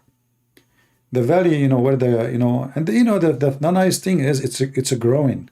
So this is a story. Imagine when this is like thousands of years ago. So you can imagine how much gold grow during that time. It's like weed all over the place.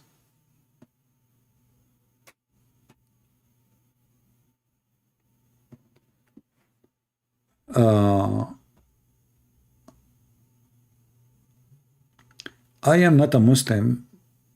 Okay. Why are hadith important? You claimed without it the Quran is empty. Can anyone explain? Yeah, because most of the Islamic rules is not in the Quran. Even their prayer, like the Quran says you pray 3 times. The hadith says you pray 5 times. So which one we take? The Muslim, they take what the hadith says, not what the Quran says. The Quran says you pray only 3 times, the 2 end of the day and the approach of the night.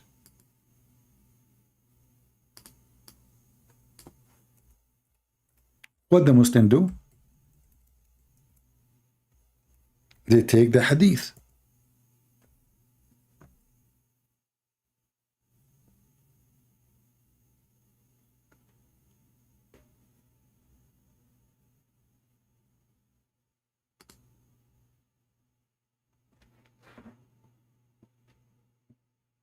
So which one is the religion of Islam is exist in? It is in the hadith. The Quran says you do muta, which means you can still hire women for sex. Hadith says you don't. Which one the Muslims they do? So they stop following the Quran, they follow Muhammad. And the same goes for millions of things. They cannot say it's weak. If it's weak, why they follow it then? You know, and weak, by the way, is accepted. Weak does not mean it's rejected. Weak is a rank. Like, you know, when you go to the exam, you get A, B, C, D. You know? Even if it's D, it's not rejected. So when they say the hadith has ranks, this is about how many reporters confirm in it. That's all. The more the more reporters, the more the confirmation is authentic. However, you can get a lie confirmed by 1 million people, so who care? This is even a stupid method. Because if people agree upon something, like the Muslim, they say, the Christians agree that Jesus is God. And they say to you that all of them, they agree upon that. Okay, so, but still they say to you it's a lie. So how in their religion, they don't practice that? If all the Muslims agree in one hadith, if there is a proof that this is a correct one, no. Because all those hadith written more than 300 years after Muhammad. In fact, they don't even have the books for those hadith. You see, when the Muslim, they show you Al-Bukhari as an example. There's no book, it's called Al-Bukhari. It's not exist. This is a book. They claim that Al-Bukhari, he said that. So people came after, long after, and they say, he said that.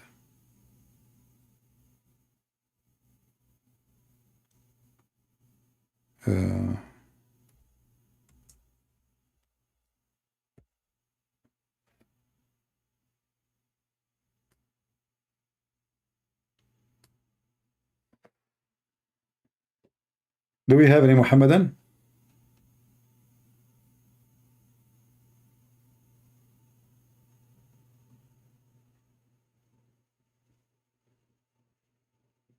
Anyone? Muhammad is a mentally ill man. I mean, look, even when he go around the Kaaba, look how what he do. You know, like, what is that?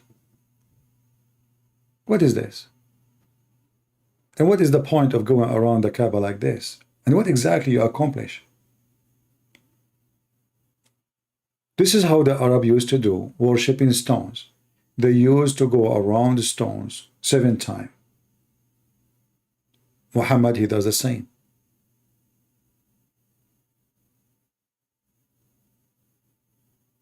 Everything is coming from paganism. This is a pure pagan cult. All right, guys, I think we have enough for today. Did we have a good time? For those who they are making videos, don't forget to cut the videos short videos for the Abdul. We got him busted.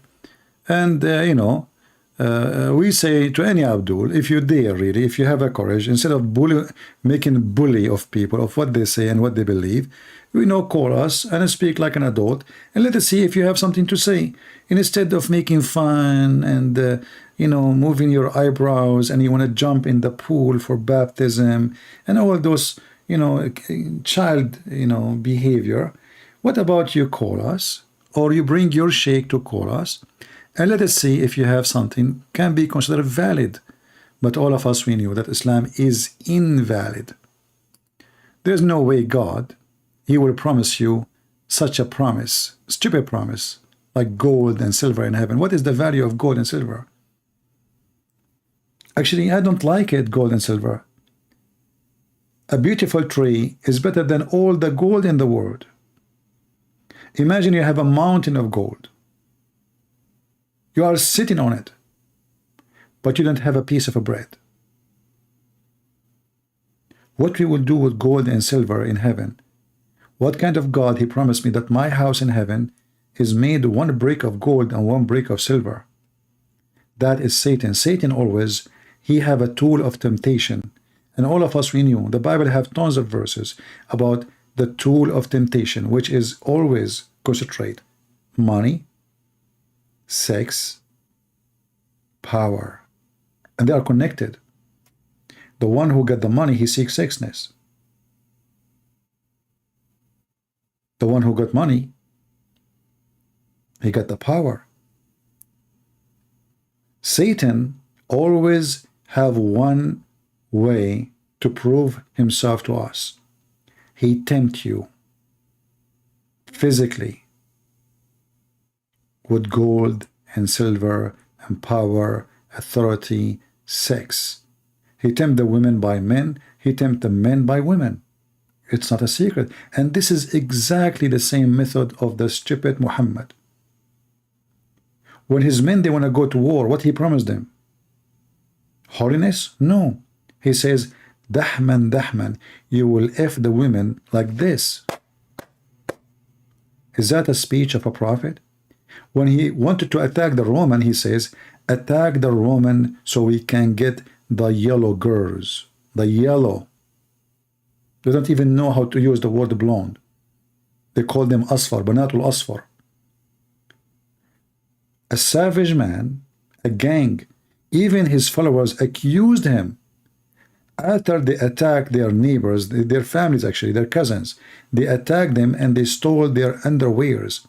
And then the gang of Muhammad, the companion of Muhammad, they accused Muhammad that he stole a piece of a cloth. You ask yourself what an honorable person he is, to the point his own followers accused him that he stole a piece of clothing. I don't want to compare between the disciple of the Messiah and the faith in Muhammad, because that will be insult to the most holy person ever mankind saw. That is the Messiah. But imagine if the disciple of Jesus accusing Jesus that he stole a piece of clothing. What is that going to tell you? What will tell you is that such a group cannot be ethical, because if their best person is suspected of being a thief by his best companions, are you with me? Because who is the one is accusing him that he stole? The Muslims, the companions. Not the Muslims, like at that time they are not a million, they are just a few. The very few Muslims who support Muhammad, they supported him because they are thieves. And now the thieves are fighting over the theft. Who stole this piece of clothing? And here you need to ask yourself, I mean, what kind of people they are, to the point they are not even fighting over gold or silver. It's just a piece of clothing. How savage they are. How trashy. They never saw such a clothing. Nice, trashy, garbage. So they accuse their best man, the one who sent by Allah, that he stole. And look how the Muslims, they false translation of this verse. No prophet could ever be false in his trust. What trust? What false trust? What are you talking about? An yaghul, in Arabic it says, which means to be a thief. Change the translator.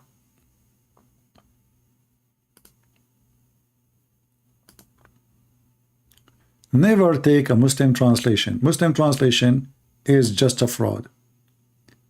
And look here, they try to cover it too. It is not of any prophet to take illegally a part of the booty. Look, see, they are trying to cover it. They don't say it's not for a prophet to be a thief. What take illegally? I mean, it's a booty anyway, which means it's a theft. They stole it from their neighbors, and now they are fighting about what they stole. And actually, this verse proved to us that Muhammad and his God both are liars. Why? Because if they accuse Muhammad that he stole a piece of clothing, what about Allah? He tell us who is the one who took it, and that will solve the problem. Which means this verse confirmed that the one who took it is Muhammad.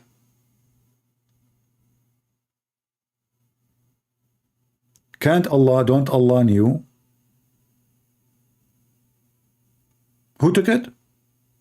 Instead of saying it's not Muhammad who took it, tell us who took it. And that will be really good. I mean, Allah supposedly is a God, and he can see everything. And now this is the time you can show us that you know everything. What the Quran says confirm two things: that Allah do not know, or Muhammad is the one who took it. He can't accuse anyone else, because then we go to his house, he have nothing. It is in the house of Muhammad. Otherwise, Allah, if he is God, he should say, go to the house of a Christian prince, open the drawer in the bedroom, the third drawer in the left, go there, you will see it. Yeah? And you will notice all the translations try to avoid what the word yaghul mean. Yaghul mean thief. Only if you have garbage friends, they will accuse you, and you are the best of them, to be a thief. That means you are a thief. And they are thieves too. And as you see, they are fighting over the booty, which is nothing but a theft. They took it unjustly.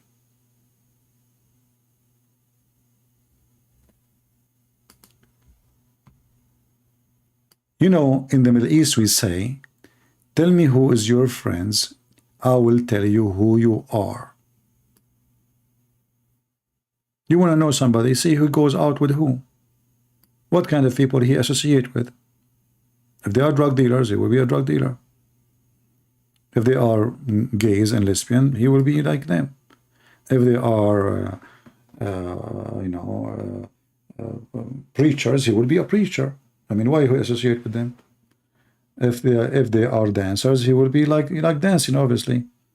So tell me who is your friends. I will tell you who you are. And let us look at the friends of Muhammad and the friends of the Messiah, if we can call them friends. And they will see. We cannot even see. We cannot say even the word different. Different mean nothing, actually. The compare here is hilarious.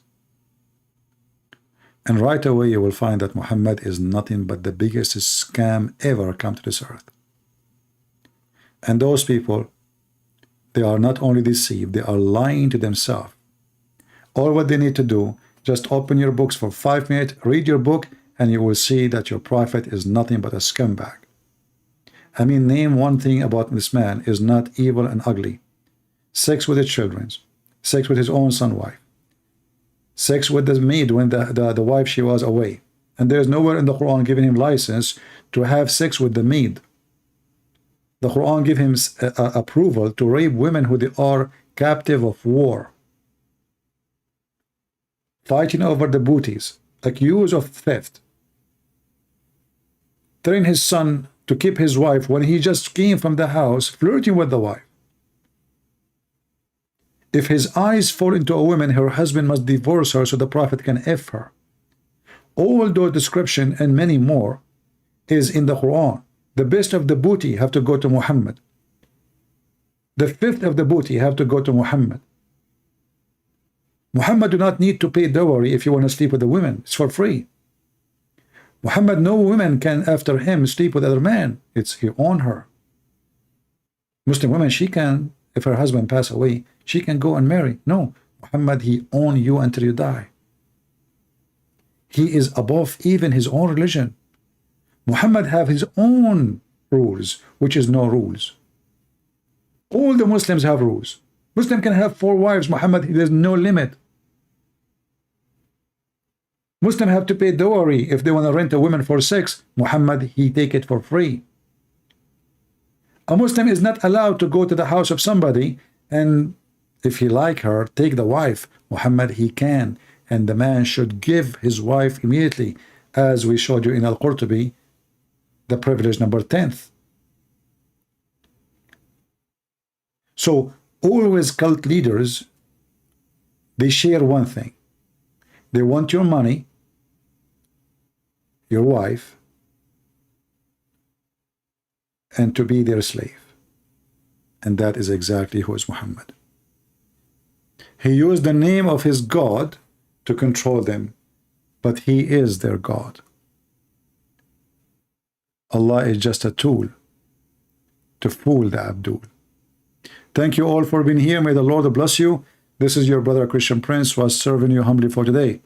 Don't forget to download the videos, because soon I'm going to do a cleaning to my channel so we can keep it clean from the name of Muhammad. Take care.